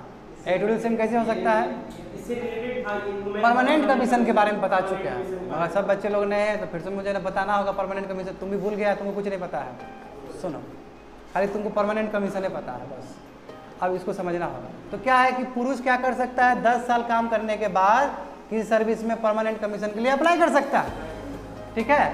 तो अप्लाई कर दिया, रिटायर होगा, उसको पेंशन मिल जाएगा। महिला के लिए क्या है, महिला के लिए केवल शॉर्ट कमीशन था। शॉर्ट कमीशन मतलब 14 साल तक काम करके उसको रिटायर होना था, कोई पेंशन नहीं। तो घर में झुंझुना बजाएगी बैठ के, कोमल रोटी बना रही है, बताओ। अब 14 साल खट के आई है ना, 14 साल काम करके आई है कोमल, और ये चाहती थी कि परमानेंट का, क्योंकि हम भी कम नहीं हैं, हम भी पाकिस्तान को चुनौती दे सकते हैं। मतलब एक टर्म बोल रहा है, हमको मत समझना कि हम मोदी जी हैं, ठीक है। मतलब किसी भी चुनौती को चुनौती दे सकते हैं, है ना, इसलिए हम भी चुनौती दिए थे लिख के। बात समझ गए ना। तो ये यहाँ तुमको समझना होगा। तो यहाँ पे क्या हुआ कि 14 साल तक कोमल यदि महिला काम करेगी 14 साल तक, वो रिटायर कर जाएगा। अब यही शॉर्ट कमीशन है, बवाल मच गया। ये तो अब जेंडर जस्टिस का बात ही नहीं है, मेल और फीमेल को तो अलग डोमेन पर रख रहे हैं आप। तो गलत बात है ना। सुप्रीम कोर्ट आया भगत खिलाया, ठीक है ना, बैठा बोला गलत है। जो अब पता है मोदी गवर्नमेंट क्या दलील दे रहा है और मोदी गवर्नमेंट का बेवकूफ़ी देखो। एग्जीक्यूटिव अभी प्रेजेंट गवर्नमेंट है क्या बोलता है कि सर जरूरी है ये चीज़। क्यों? क्योंकि महिला लोग को सशक्त कहाँ आई है, काहे का सशक्त है। मगर देखो स्टीरियोटाइप जो बैठा है दिमाग में, स्टीरियोटाइप क्या है, जो आपका रूढ़िवादी जो सोच बैठा हुआ है, ठीक है ना, ऑर्थोडॉक्सी एलिमेंट, ठीक है ना, कि महिला नहीं कर सकती। काहे नहीं कर सकती, आप मौका तो दो। महिला नहीं निकली इस बार थर्ड भी। हाँ तो उससे पहले देखो तो महिला तो टॉप की थी, ग्राफ देख लो, इसमें भी पूरा देख लेना डेटा, महिला होगी आगे, ठीक है। अब बात को यहाँ समझो, यहाँ समझने वाली बात ये है, समझो यहाँ पे चलो ना, यहाँ टॉपिक यहाँ पे आओ। तो यहाँ पे ये तुमको समझना होगा कि जो स्टीरियोटाइप जो दिमाग में जो था एग्जीक्यूटिव का, उसको धता बता दिया सुप्रीम कोर्ट ने, बोला गलत है, सोच गलत है। सुप्रीम कोर्ट का फैसला है, मानना ही पड़ेगा। खोल दिया परमानेंट कमीशन सबके लिए। तो फरवरी 2020 का वर्डिक्ट आने वाले समय में एक ऐतिहासिक वर्डिक्ट हो गया। वो सुप्रीम कोर्ट का जो फैसला है ये पूरा ऐतिहासिक हो गया जेंडर जस्टिस के लिए। ये मुद्दा है, अब इस चीज़ को समझो। देखो formal sanction for permanent commission. The order specified the grant of permanent commission to short service commission women officer in all 10 streams in which they presently serve. वही 10 स्ट्रीम्स में जो था आपका फोर्सेस वुमेन ऑफिसर जो यहाँ पे involve थे, इसमें यही पेंडिंग लगाया गया था, अर्जी लगाया गया था कि सर शॉर्ट टर्म सर्विस देता है, हमको परमानेंट कमीशन कर दीजिए। महिला लोग बहुत दिन से लड़ रही है इस चीज़ के लिए, फाइट कर रही है, ठीक है। और उसमें 10 में क्या है, कुछ दिया गया है, आर्मी एयर डिफेंस है, सिग्नल्स है, इंजीनियर्स है, आर्मी ऑर्डिनेंस कॉर्प्स है और इंटेलिजेंस कॉर्प्स है, ठीक है। 10 नहीं दिया है, कुछ दिया है, ऐसा कुछ है 10 स्ट्रीम्स में, ठीक है। यहाँ पे महिला लोग क्या है, शॉर्ट सर्विस कमीशन पे है। द ऑर्डर्स फॉलोज और सुप्रीम कोर्ट वर्डिक्ट इन फरवरी, और ये ऑर्डर्स क्या है, ग्रांट कर दिया permanent commission short term service से, यानी कि शॉर्ट सर्विस कमीशन से परमानेंट कमीशन में कन्वर्ट कर दिया। क्यों ऐसा किया गया, क्योंकि सुप्रीम कोर्ट का वर्डिक्ट आ गया फरवरी 2020 में, इसलिए आपको चेंज करना पड़ा। अब महिला लोग 10 साल बाद काम करने के बाद वो भी अप्लाई कर सकती है, और वो भी परमानेंट कमीशन में अपने एक एज तक, एडल्ट से भी ज़्यादा एज तक अपना खट सकती है, योगदान दे सकती है राष्ट्रीय इंटरेस्ट में, नेशनल इंटरेस्ट में। अब रिटायर होगी तो कमल इंटरेस्ट मिलेगा, ठीक है ना। क्या करोगी उस पेंशन का,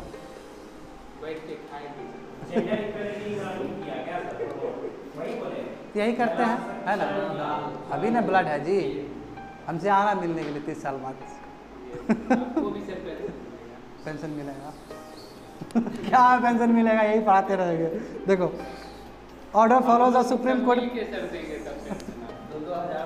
नहीं यार, दुआ और ये थोड़ी ले रहा है यार, मेहनत करके मज़ा आता है। The order follows the supreme court, ठीक है। ये क्यों किया गया, क्योंकि सुप्रीम कोर्ट का ऑर्डर माना गया है, ठीक है, जिसने डायरेक्ट किया गवर्नमेंट को कि women army officer be granted permanent commission and command posting. Command post देखो, परमानेंट कमीशन ही नहीं है, कमांड पोस्टिंग में क्या होता है बाबू, कमांड पोस्टिंग मतलब क्या होता है, कमांड पोस्टिंग मतलब तुम लीडरशिप क्वालिटी आ गया, तुम कमांड कर सकता है अपने टुकड़ी को।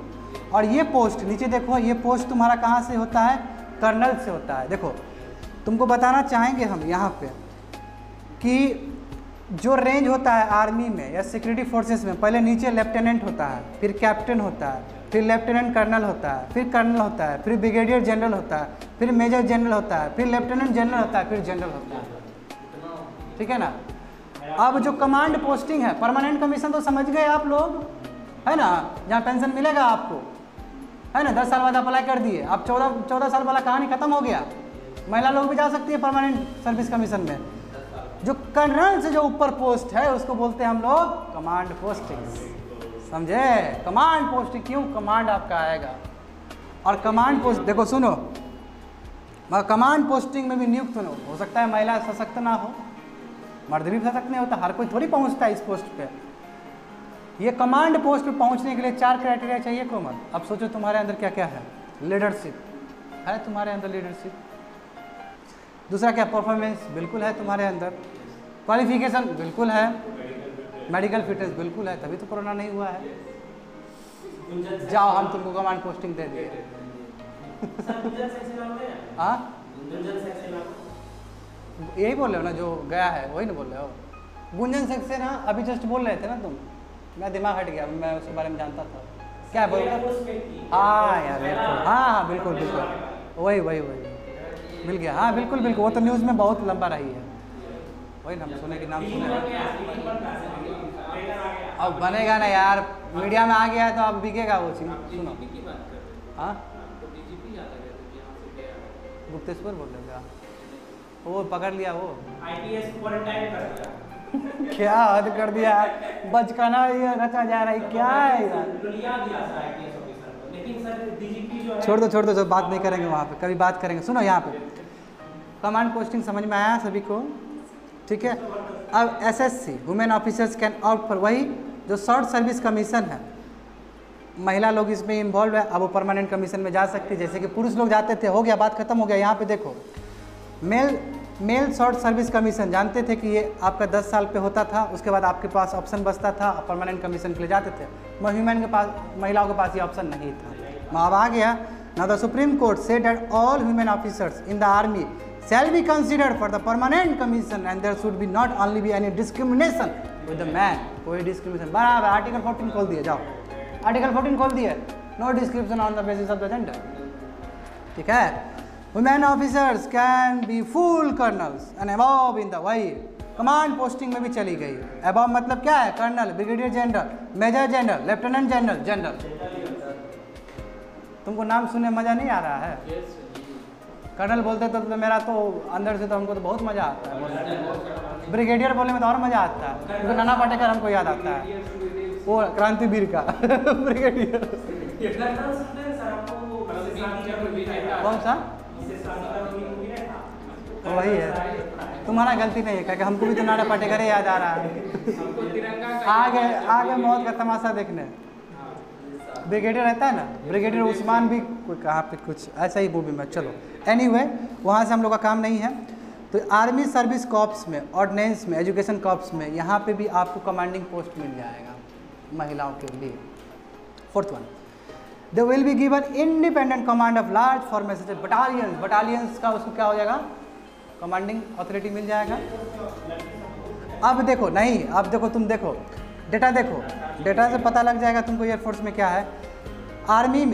आर्मी में कितना है? जनवरी तक 2019 तक देखोगे रिपोर्ट, जनवरी तक है, यानी कि रिसेंट रिपोर्ट है, लगभग 4% आर्मी है, बहुत कम है, ठीक है। लगभग 6.5% नेवी में है, ठीक है, और 13% तुम्हारा एयरफोर्स में, जो बाबू तुम बात कर रहे थे, यानी एयरफोर्स में ज़्यादा है। Driver, patience, sharp mind, confidence, हर एक चीज़। अब सब पे कोई भी चीज़ सब पे लागू नहीं होता है ना, लड़का लोग भी फोकस होता है ना, लड़की लोग भी फोकस होती है। देखो जेंडर इक्वलिटी का मतलब ये नहीं है कि लड़का को तुम कम बता दो, है ना। नेहा धुपिया वाला काम नहीं करना है जो रोडिस में काम की थी वो तुम जानते हो ना, जिसे ट्रोल हो गई थी। इम्पल्सिव डिसीजन था, देखिए तुम लोग जानती हो नेहा धुपिया जो ट्रोल हुई थी, तो जो बार दिन बैठते हैं से लड़का क्या बोलता है? सर इम्पल्सिव डिसीजन था, ठीक है ना। वही ना बोल रहे हैं। अब हमारे जैसे आदमी को दिखाया जा रहा है कि सर देखिए ना ये ऐसा ऐसा, हम बोले कि यार हाँ, तो वही मैं बोल रहा हूँ, मैं यही चीज़ यहाँ पे भी बोलना चाह रहा हूँ, ठीक है। जेंडर इक्वलिटी का मतलब ये नहीं कि आप महिलाओं को भी बहुत ज़्यादा सशक्त बना दे रहे हैं, पुरुष को गिरा दे रहे हैं, ऐसा नहीं है। जेंडर इक्वलिटी मतलब कि मेल और फीमेल को आप बराबर का पोजीशन दे रहे हैं, ये बात समझ लो। इक्वल अपॉर्चुनिटी का मतलब है कि जो लड़का इतना आगे बढ़ गया, हाँ, इसको रिजर्वेशन देके इसको भी आगे बढ़ाया, इसके ऐसा नहीं कि इसको पीछे नहीं, ऐसा नहीं, पीछे नहीं खींचना है, इक्वल करने के इक्वल किसी को नीचे कर दोगे दिक्कत है, बराबर का हक है। आगे बढ़ो। What was the government argument in supreme court? बोले ना गवर्नमेंट का आर्गूमेंट क्या था परमानेंट कमीशन नहीं देने के लिए महिलाओं के लिए? तो क्या था? देखो दलील देखो इसका, क्या बोला कि human are psychologically weaker than man. मानती हो कोमल इस बात को तुम?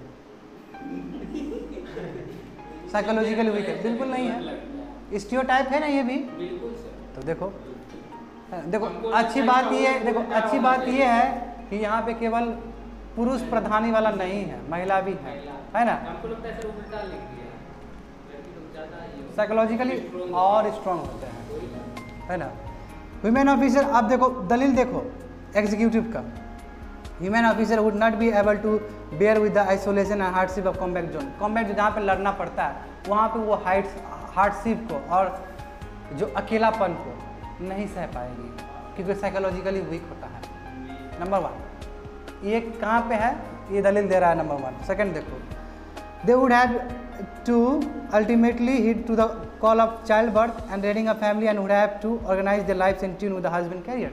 हस्बैंड के कैरियर के हिसाब से महिला को चलना पड़ता है, ये तो बहुत ख़राब चीज़ है ना। इंडिपेंडेंट कभी महिला बन ही नहीं पाती है, ये बहुत बड़ा कारण है। हाँ, इतना सुनो, इतना पढ़ लिख लिए है ना, इतना ये कमांडिंग, सुनो बात समझो मेरा, इतना सशक्त हो गया, लड़की इंजीनियर बन गई, लड़की IAS बन गई, लड़की ये कर ली, लड़की वो कर ली, बाद में जाके दहेज दे के दूसरा करियर सेट कर ली। व्हाट इज इंडिपेंडेंट लाइफ है कि नहीं है, तुम्हारा करियर है कि नहीं है? तो ये तो तुम्हारा स्टीरियोटाइप वाला ही बात किया ना मोदी गवर्नमेंट, एग्जीक्यूटिव गवर्नमेंट क्या बोला कि बर्थ देना होता है। अरे तो मोदी गवर्नमेंट हुआ जी, गवर्नमेंट मतलब क्या हुआ, मोदी गवर्नमेंट हुआ, हद है तुम। तो देखो चाइल्ड बर्थ के टाइम में, देखो चाइल्ड बर्थ के टाइम में ह्यूमन को डिसीजन लेना होता है, गलत बात है, ये नेचुरल चीज़ है ना, ये तो नेचुरल चीज़ है। तो टीचर भी जब महिला टीचर होती तो उनको मिलता है टाइम, मैटरनिटी रिलीफ मिलता है कि नहीं मिलता है, उस तरह इसका भी अरेंजमेंट करिए ना, बिल्कुल ठीक है। उसके बाद फैमिली को जो पालने पोसने का जो वो है तजुर्बा है या फिर मेहनत, महिला का बहुत ज़्यादा है।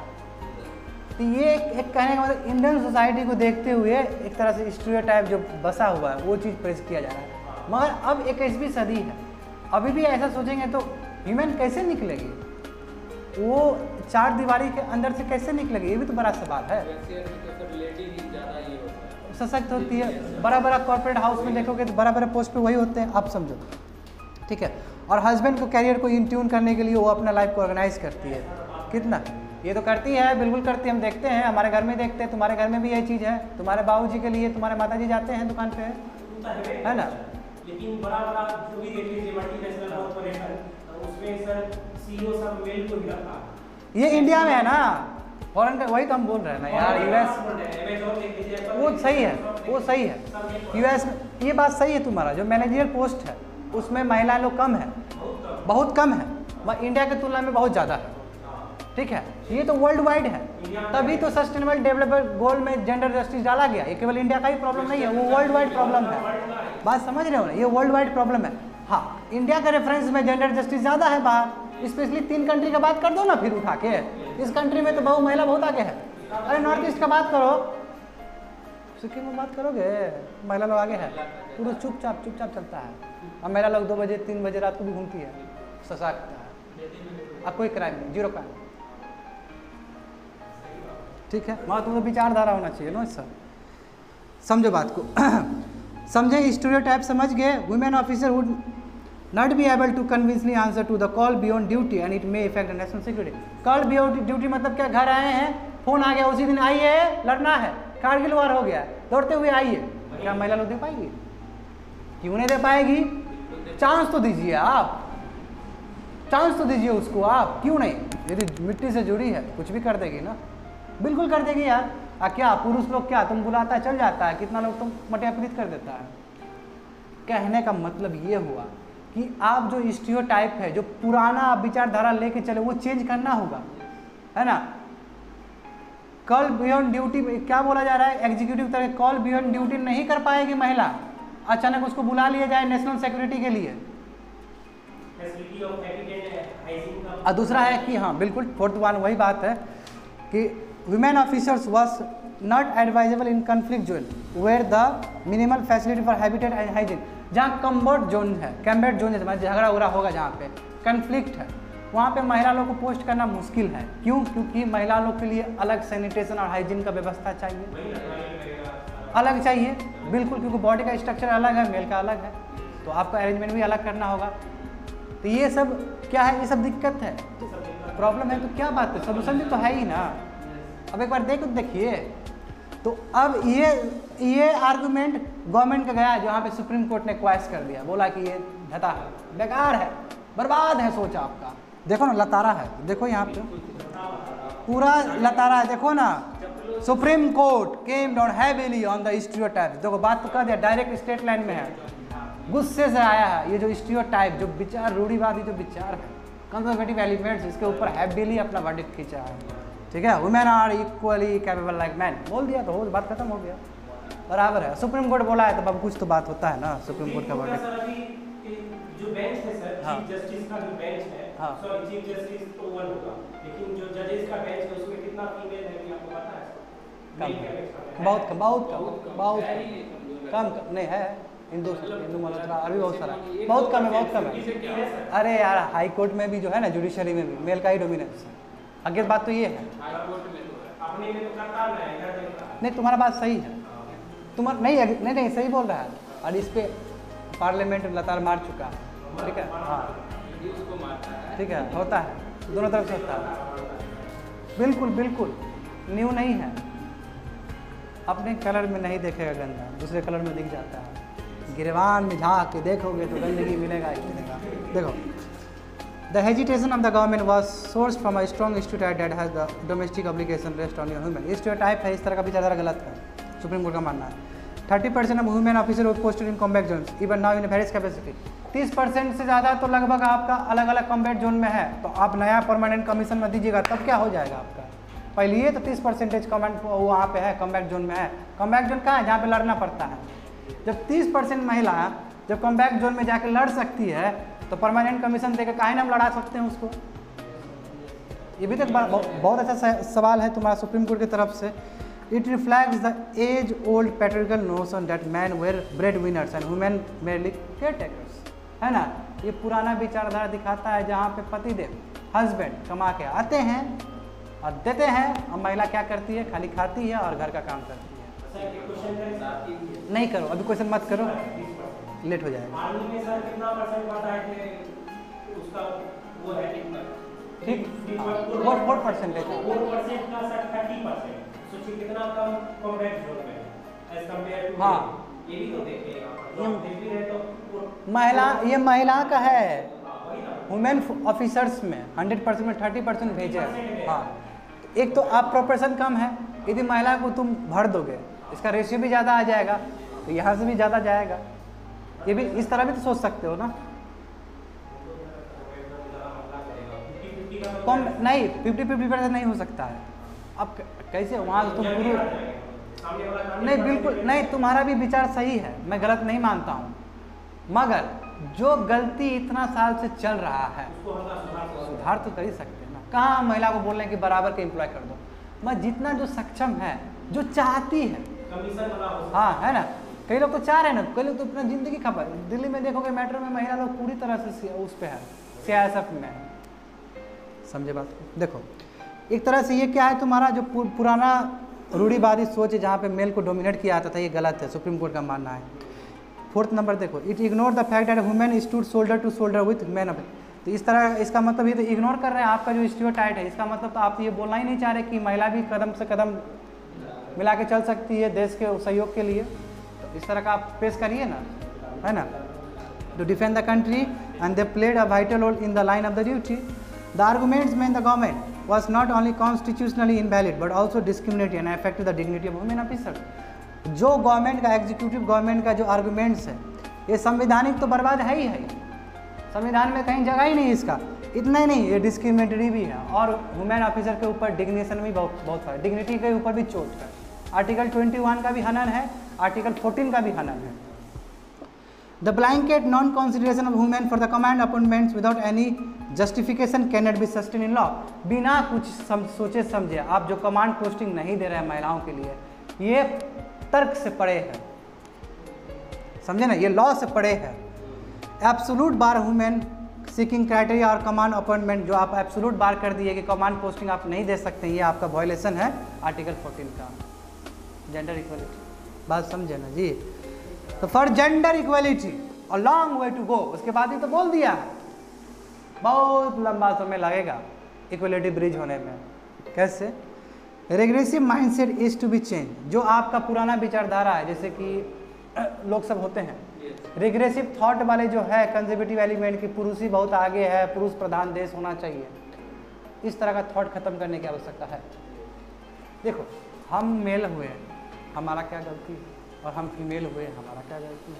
हम मेल हुए हमारा वरदान है, हम फीमेल हुए हमारा वरदान है ना।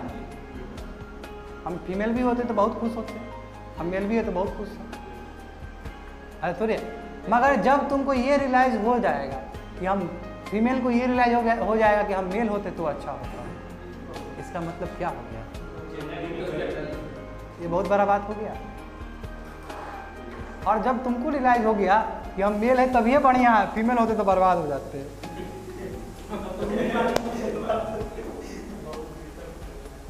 देखिए, और ये मैंने चीज़ पता है पूरा सोसाइटी से उठा के बोला है, और तुम्हारा जो कदम कदम से जो तुम्हारा जो माइंड में स्टीरियोटाइप बना है उसी पे बात किया है मैंने।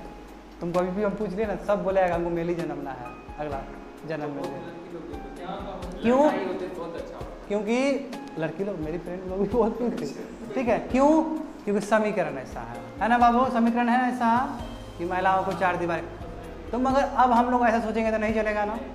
तो वही इसलिए बोले कि रेग्रेसिव माइंडसेट को आपको चेंज करना होगा, और इसके लिए आपको बहुत प्रयास करने होंगे जेंडर सेंसिटाइजेशन के वजह से, यानी कि जेंडर सब बराबर है, ये तरह का विचारधारा पहुंचाने में आपको वर्क करने होंगे। दूसरा क्या है, जैसे कि यूएस, इजराइल वुमेन, देखोगे वहाँ पे ये डेवलप्ड कंट्री में ह्यूमन एक्टिव कम्बैट रोल्स भी लेते हैं। जैसे कुर्दिस्तान बनने का बात करें, कुर्द सीरिया का, वो देखो टर्की वाला रीजन, न्यूज़ में 2017 से लेकर 18-19 तक रहा है, पूरा हॉट टॉपिक था सालों, 3 साल भर, 3 साल क्या लगभग 5-6 साल से है। जो महिला लोग हैं एक्टिव, कुर्दिस्तान बनाने महिला लोग का मन है, जल्दी फोरफ्रंट पे लड़ना है, ज़्यादा मेजोरिटी महिला है, तो फिर महिला भी पलट सकती है। गांधी जी देखो तुम लोग से ज़्यादा होशियार थे ना, जब महिला आई तो पूरा क्रांति आ गया, नॉन कॉपरेशन मूवमेंट आ गया। उससे पहले मॉडरेट्स लोग कभी भी बड़ा कोई वो किया ही नहीं था आंदोलन। तो महिला में कितना पावर है, एक पुरुष वहीं तक है, इंडिविजुअली है, मगर एक महिला पूरा फैमिली है। ये काहे नहीं समझते हो तुम? समझना होगा, समझे? जेंडर बैरियर में है fallen but the war against inequality is far from over. ये अलग बात है कि जेंडर इक्वलिटी थोड़ा सा मिल जाएगा, मगर अभी भी बहुत रियलिटी दूर है। बात समझ में आया सभी को? तो देखो ये केवल टॉपिक ही नहीं है, ये केवल हिंदू का ही एडिटोरियल नहीं है। यदि आपका दिमाग विचारधारा चेंज नहीं होगा तो वही बोले, क्या बोले थे ज्योग्राफी में, मर जाओ जाके, सर पटक लो। हम तो यही समझते हैं, पढ़ लिख के भी तुम्हारा दिमाग यदि सही नहीं हो रहा है, कोई हक नहीं है बाबू तुमको पढ़ने का, ठीक है ना। और कोई नाम नहीं है, कोई हक नहीं है तुमको मेरा नाम गिराने का। यूएस के हिस्ट्री में आज तक कभी फीमेल प्रेसिडेंट हुई है? Good question. हिलरी क्लिंटन बहुत दावेदार थी, फीमेल हुई है शायद, एक बार चेक कर लेना।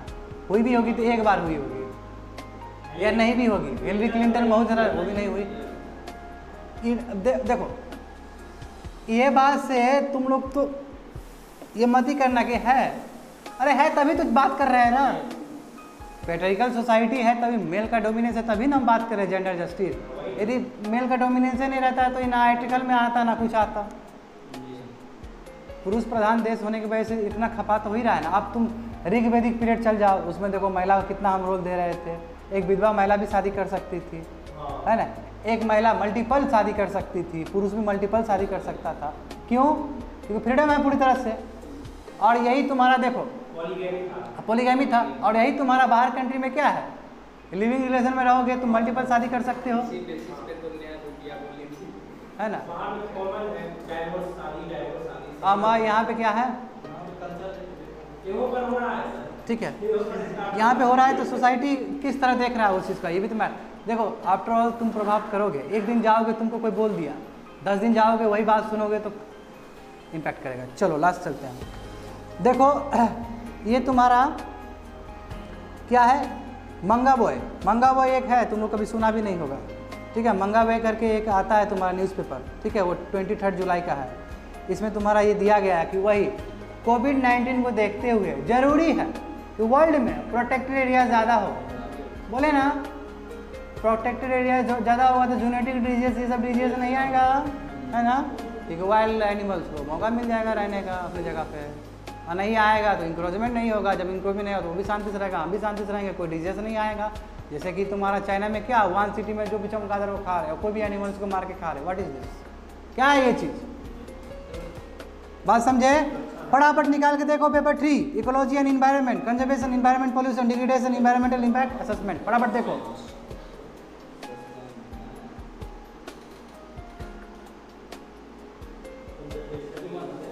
किसी को आलसी नहीं लग रहा है जी?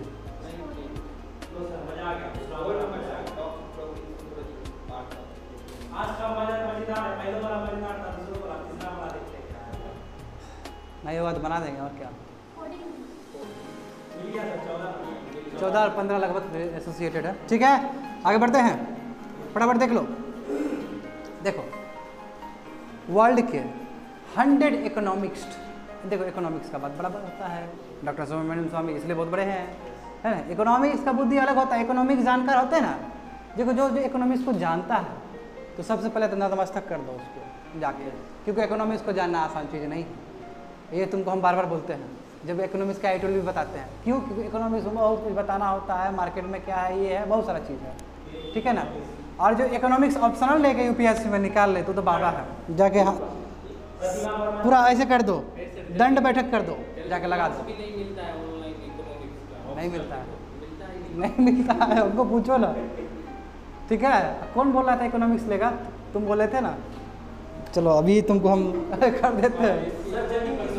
मगर एक बात है, मेरा एक विद्यार्थी इकोनॉमिक्स से भी निकाला है, ठीक है ना। कौन, सेकंड रैंक, तो यही तभी तो सेकंड रैंक आया है, विद्वान है। मल्टीपल नॉलेज है सर उसमें, इसी वजह से। अब देखो मुद्दा समझ गए, इकोनॉमिक्स का बहुत बड़ा वैल्यू है, समझो। अब हो गया, नीचे आ जाओ, नीचे आ जाओ, हो गया, हो गया, बात खत्म। अब तुम धरातल पे आते हुए बात को समझो कि जो 100 इकोनॉमिक्स्ट हैं और उसमें 100 इकोनॉमिक्स्ट में मतलब 100 मेन आदमी में तुम्हारा इकोनॉमिक्स्ट भी है और इन्वायरमेंटलिस्ट भी है, जो कंजर्वेटिव जो इन्वायरमेंट के बारे में सोचते हैं। इनका जो रेशियो 100 आदमी क्या बोल रहे हैं कि ज़रूरी है कि वर्ल्ड में 30%, मामा जी को यहीं बैठा दो,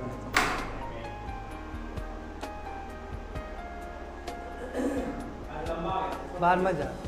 व्हाट इज रबिश, रबिश बात मत करो मेरे सामने में। हो जाता है, कभी क्लास लेट स्टार्ट होता है, कभी लेट खत्म होगा, ठीक है ना। क्या मामा जी आ गए? ओके फाइन, बिल्कुल 10 मिनट्स लगेगा। हो गया, शांत शांत, तुम लोग चुप रहोगे तो हो जाएगा। देखो 100 इकोनॉमिक्स और इन्वायरमेंट क्या बोलते हैं कि कैंपेन फॉर नेचर, ठीक है, नेचर के लिए लड़ना है, और इसमें कम से कम वर्ल्ड का, चाहे वो लैंड्स हो चाहे ओशन हो, उसका 30% बचना चाहिए। और इसके लिए एनुअली प्रत्येक साल कितना खर्च करने की आवश्यकता है वर्ल्ड को? $140 बिलियन, बहुत ज़्यादा, मैसिव अमाउंट, ठीक है। $140 बिलियन खर्च करना होगा, ठीक है, और ये 2030 तक करना होगा वर्ल्ड को या पूरा एक वर्ल्ड को, ठीक है ना। तभी तो अमेजन में वहाँ पे फायर लगा था तो दूसरे को दर्द हुआ था, लंग्स है ना जी, पूरा वर्ल्ड पे इम्पैक्ट करता है ना। बात समझो, बेनिफिट्स आउटवेट इन 5:1 रेशियो। देखो यदि तुम ₹1 नेचर पे लगाओगे ना जी, तो उसका ₹5 तुमको आएगा, ये है बोलने का मतलब, समझे। अब देखो, if we increase protected areas, जब हम प्रोटेक्टेड एरियाज बढ़ाएंगे यानी कि हम कंजर्वेशन करेंगे, है ना, इन्वायरमेंट को बढ़ाएंगे, बंद कर दो, इन्वायरमेंट को जब बढ़ाएंगे, वेटलैंड को बढ़ाएंगे, डिस्टर्बेंस नहीं करेंगे, है ना, कंजर्वेशन एफर्ट्स लगाएंगे, इससे क्या होगा कि बफर जोन क्रिएट होगा। बफर जोन क्रिएट मतलब क्या कि ह्यूमन और वाइल्ड लाइफ का बफर जोन क्रिएट होगा, और वाइल्ड लाइफ ह्यूमन बीइंग को भी इंटरप्ट नहीं करेगा और ये भी इंक्रोच नहीं करेगा। जब इंक्रोच नहीं करेगा तो इस तरह का जेनेटिक डिजीज, कम्युनिकेबल डिजीज आएगा ही नहीं, जैसे कोविड-19 आया है। रुपया भी बचेगा, इतना देखो कोविड-19 हुआ, कितना पैसा खर्च हुआ, इतना अर्थव्यवस्था चरमरा गया वर्ल्ड का। बिल्कुल, यानी कि नेचर बचाने में विन-विन सिचुएशन है, खाली फायदा है नेचर को बचाने में। नंबर 1, तो यही बोल रहा है कि पेंडेमिक इस तरह कोविड-19 पेंडेमिक को लड़ने में भी बहुत बड़ा योगदान होगा इसका, यदि हम ऐसा करेंगे 30% करेंगे तो। बोल तो दिया यहाँ पे। और ये आपका इकोनॉमिक स्टेबिलिटी भी देगा। क्यों? देख ही तो रहे हो, कोविड-19 बर्बाद कर दिया। सस्टेनेबिलिटी भी देगा, आगे देगा। टूरिज्म बढ़ेगा जी, ग्रेट बैरियर रीफ है वहाँ पे ठीक कर दिए, टूरिज्म आएगा, देखते हुए देखेगा, फोटो खींचेगा, पैसा देगा। The benefits of the 30% conservation goal out to the cost by the 5 to 1 benefit ऐसा होगा कि आप 1 रुपया खर्च करिएगा तो 5 रुपया मिलेगा आपको, ठीक है। तो 30% आपको प्रोटेक्ट करना बहुत जरूरी है और वर्ल्ड को यहाँ पे साथ मिल के काम करना चाहिए। ऐसा किसका? इकोनॉमिक्स का मानना है। अब तुम समझ कि इकोनॉमिक्स क्यों है ऐसा, इकोनॉमिक्स का क्यों सर दर्द हो गया? इकोनॉमिक्स इसलिए सर दर्द हुआ क्योंकि अर्थव्यवस्था देखता है और ये अभी अर्थव्यवस्था देख रहा है कि प्रोटेक्टेड एरिया नहीं होने से क्या दिक्कत हो गया। जूनोटिक डिजीज पूरा कब्जा कर लिया वर्ल्ड पे, अर्थव्यवस्था खत्म हो गया। तो जरूरी है कि आप नेचर पे फोकस करिए। इसलिए यहाँ पे इन्वायरमेंटलिस्ट तो आएंगे ही आएंगे, इकोनॉमिक्स भी इसको ज्वाइन कर लिया। समझ गए ना इकोनॉमिक्स क्यों ज्वाइन किया इस चीज़ को? बिल्कुल। This is the first economic analysis of the UN protected areas target. जो यूनाइटेड नेशंस का प्रोटेक्टेड एरियाज है जो वर्ल्ड में डिफाइन होता है ना जी, यूएन ने भी अपना बताया कि यहाँ प्रोटेक्ट करना चाहिए। जैसे अमेजन को प्रोटेक्ट करना चाहिए, है ना, जैसे कि वेटलैंड तुम्हारा जो है वेटलैंड वो प्रोटेक्ट करना चाहिए। हाँ बिल्कुल बिल्कुल, ठीक है ना। ऐसा एरियाज को प्रोटेक्ट करके आप 30% बनाइए, जो कि अच्छी बात है, ठीक है। Why this 30%? क्यों 30%? देखो UN convention on biological diversity, इसमें बोलता है कि 30% प्रोटेक्टेड एरिया गोल है। यूएन का कन्वेंशन पहले ही तुम्हारा बायोलॉजिकल डाइवर्सिटी एक तुम्हारा एक प्रोग्राम है, एक कन्वेंशन है। कन्वेंशन मतलब क्या? रूल्स एंड रेगुलेशंस है। उसमें पहले ही बताया गया कि 30% आपका वर्ल्ड का लैंड, उसमें ओशन भी हो सकता है, लैंड भी हो सकता है, वो बचाना चाहिए हमको। तभी जाके इको टूरिज्म या इन्वायरमेंट को क्लीन कर सकते हैं, साफ कर सकते हैं और इकोनॉमिक सस्टेनेबिलिटी हम अचीव कर सकते हैं। ये पहले ही स्ट्रेटेजी था। तो 196 कंट्रीज सर्टिफाइड करेगा इस चीज़ को, जो कि चाइना नेक्स्ट ईयर होने वाला। बताओ चाइना में होने वाला है ये प्रोग्राम, समझ जाओ, ठीक है। What is the present extend of protection? वो प्रेजेंट का स्थिति क्या है? 30% तो हम लोग क्या है, ये तो लाइन पे है, कॉपी पे है। वो प्रेजेंट क्या है? तो प्रेजेंट ये है कि 15% ऑफ वर्ल्ड लैंड और 7% of the ocean have some degree of protection. Some degree, absolute degree भी नहीं है, सम डिग्री ऑफ प्रोटेक्शन। यानी कि 15% वर्ल्ड का लैंड को हम बचा रहे हैं और 7% हम ओशन का बचा रहे हैं। ओशन का तो बहुत ज़्यादा है ना, ओशन का तो बहुत बड़ा है, मात्र 7% बचा रहे हैं। तो देखो बर्बाद तो कम हो रहा है। वो भी क्या करें? सम डिग्री ऑफ प्रोटेक्शन, ये भी समझो। Government, non profits and other institution are currently spending about 24 billion annually on the protected areas. मात्र बताओ, तो यानी कि 1 आगे लगाना होगा उससे भी ज़्यादा। 1 हमें बताया तुमको, 140 चाहिए ना। 100% क्या और ज़्यादा? 100% लगाओगे तो क्या होगा? 100% मतलब क्या होता है? 120% लगा। 48 ना होगा। हाँ मैं बोला 48 होगा। 10 गुना 20 गुना। हाँ सोच के बोले हो। देखो अब देखो यहाँ पे तुम्हारा भी बोल दिया बात। The expenditure is boosted to रफली 140 बिलियन होना चाहिए, ठीक है, ताकि 30% गोल अचीव हो सके 2030 तक हमारा। और it is a less than 2.7% of global fossil fuel subsidy. जो तुम सब्सिडी में देते हो फ्यूल में, कोल वूल को चलाने के लिए देते हो सब्सिडी, केरोसिन वगैरह, उसका मात्र तुम्हारा 2.7% ही है वर्ल्ड का देखा जाए तो। वर्ल्ड में दूसरी जगह पे भी सब्सिडी दिया आता है। कितना कम है एक्चुअल में रकम।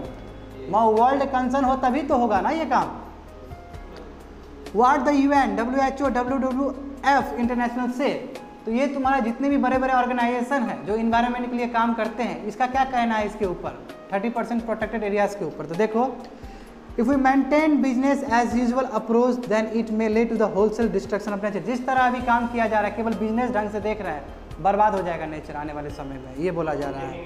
होलसेल डिस्ट्रक्शन ऑफ नेचर, पूरा बर्बाद हो जाएगा।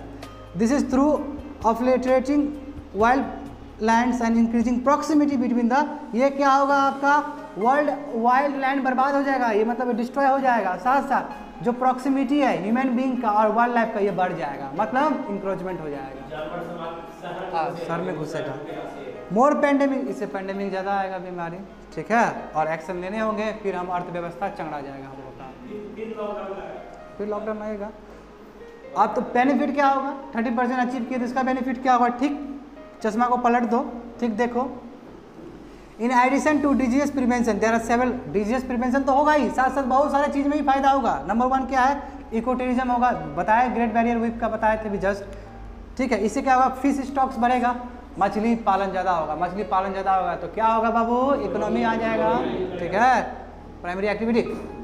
दूसरा देखो, it would also generate enhance ecosystem, बहुत अच्छा इकोसिस्टम बनेगा ना जी, जहाँ पे क्लाइमेट चेंज अपने आप मिटिगेट हो जाएगा, सोइल कंजर्वेशन हो जाएगा, फ्लड बचेगा, वाटर क्लीन हो जाएगा, कितना कुछ वो बोले ना, विन विन सिचुएशन है, चारों तरफ फायदा है।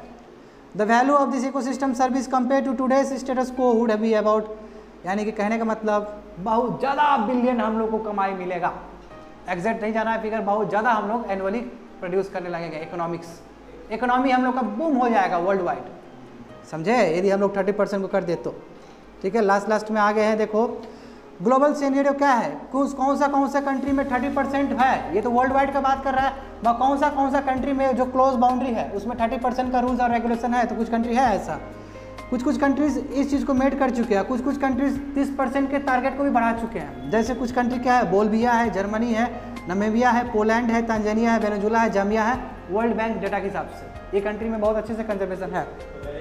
व्हाट अबाउट ब्राज़ील, तो ब्राज़ील का जानते हो कि बहुत इंपॉर्टेंट है, और ब्राज़ील में क्या हुआ, अभी इलेक्शन हुआ तो नया सत्ता आ गया वहाँ पे, नया सत्ता का नाम क्या है, जैर बोल्सोनारो, है ना, जैर बोल्सोनारो अभी नया का प्रेसिडेंट है, उसको कुछ मतलब ही नहीं है कंजर्वेशन से, धड़ल्ले से उड़ा रहा है तुम्हारा अमेज़न का फॉरेस्ट, जब उड़ा रहा है तो दूसरे लोगों को खपुआ रहा है, दूसरा कंट्री बोला कि अरे फॉरेस्ट फायर, अरे बचाओ, हम पैसा देते हैं तुमको, बोला हमको जरूरत नहीं है, जाओ, लगा सकता, मगर आप प्रेसिडेंट हो ना, एक कंट्री के मुखिया हो ना, लगा सकता है, बिल्कुल लगा सकता है, मगर एक होता है जैसे हमारे पीएम मोदी है, कितना सस्टेनेबल अप्रोच है उनका, इन्वायरमेंट के लिए तो चुनौती नहीं दे सकते उनको, बहुत सही अप्रोच है उनका। अब मगर किसी कंट्री का यदि ऐसा अप्रोच नहीं हो तो दिक्कत है ना, यदि वो कॉपरेट करेगा अच्छी बात है, यदि कॉपरेट नहीं करेगा तो इवन कितना भी करोगे तो देश तो तुम्हारा है ना जी, ये बात कहीं नहीं सोचते हो। तो देखो इसमें क्या तुम्हारा ब्राज़ील का एग्जांपल दिया गया कि ब्राज़ील क्या है, गार्जियन है world largest remaining rain forest का, है ट्रॉपिकल रेन फॉरेस्ट क्या है, अमेज़न रेन फॉरेस्ट सबसे ज़्यादा है, ठीक है, ये नेटली तुम्हारा अचीव कर चुका है, लगभग 30% वर्ल्ड बैंक डेटा के हिसाब से अचीव कर चुका है। मगर जो डिफॉरेस्टेशन तुम्हारा 2019 के बाद देखा जा रहा है, ये बहुत बड़ा बिगेस्ट कंसर्न है वर्ल्ड के लिए, डिफॉरेस्टेशन हो रहा है, वहाँ पे वुड को काट के बेच रहे हैं, कमर्शियल एक्टिविटी कर रहे हैं, और ये चीज़ एक्टिविटी और बढ़ गया जब नया प्रेसिडेंट आया वहाँ पे, बात समझे, वही बोला है कि डिफॉरेस्टेशन अमेज़न में लगभग 90% इंक्रीज हो गया है बाबू, समझे ना, पहले 100 को ट्री काटते थे तो अब 190 काट रहे हैं, can you believe it. What is the alternative approach, alternative approach क्या है, सम एक्सपर्ट कहते हैं कि from a cost effective perspective it is a much better to support indigenous people than to created protected areas by the government. किसी का मानना है कि प्रोटेक्टेड एरियाज नहीं भी बनाएंगे तो चलेगा, गवर्नमेंट डिसाइड करता है प्रोटेक्टेड एरियाज, है ना, करता है ना, मगर आप इस चीज़ को तो अलग ढंग से भी देख सकते हैं, आप इंडिजिनियस पीपल, ट्राइबल पीपल, जो वहाँ पे पीपल लोग रह रहा है उसको हेल्प करिए ना, वो खुद बचा देगा उस चीज़ को, क्योंकि वो पूरी तरह से डिपेंड करता है ना। एक ट्राइबल पीपल के लिए फॉरेस्ट क्या होता है उससे पूछो, है ना, अंडमान निकोबार में इतने जो ट्राइबल ग्रुप रहते हैं उनसे पूछो कि उन फॉरेस्ट क्या चीज़ है, और उनको तुम प्रोटेक्ट कर दोगे तो फॉरेस्ट तो अपने आप प्रोटेक्ट हो गया। कहने का मतलब ट्राइबल ग्रुप पे, इंडिजिनियस पीपल पे फोकस करो, नंबर 1। दूसरा क्या है, if they are protected by the government they have to manage at very high cost. यदि प्रोटेक्टेड एरियाज को प्रोटेक्ट करना है तो कॉस्ट बहुत ज़्यादा लगेगा, इससे बढ़िया आप काहे ना आप इंक्लूसिव डेवलपमेंट करते हैं, सबका साथ सबका विकास, और उसको आप प्रॉस्पर कर दीजिए ना, वो अपने आप गार्ड का काम करेगा। When the conservation groups work in tandem with the indigenous community, it is a much less expensive to the manage the land. जब आपका कंजर्वेशन ग्रुप है, जो ग्रुप बनाया गया है सरकार की तरफ से कंजर्व करना है, ये ग्रुप और आपका इंडिजिनियस पीपल साथ में काम करे, विन विन सिचुएशन है दोनों के लिए, क्योंकि इंडिजिनियस पीपल को भी रिसोर्सेज मिल जाएगा पैसा का, है ना, और गवर्नमेंट को भी प्रोटेक्टेड एरियाज का प्रोटेक्शन मिल जाएगा। फाइनल शब्द क्या है, whatever way we protect, किसी भी तरह प्रोटेक्ट करे, the benefits to humanity are incalculable. जो बेनिफिट मानवतावाद को मिलने वाला वो कैलकुलेट नहीं कर सकते, बहुत ज़्यादा बेनिफिट होगा। यदि ऐसा नहीं किए तो हम लोग सोच भी नहीं सकते कि आने वाले समय में इसका रिपरकशन क्या हो सकता है, समझे। This is the end of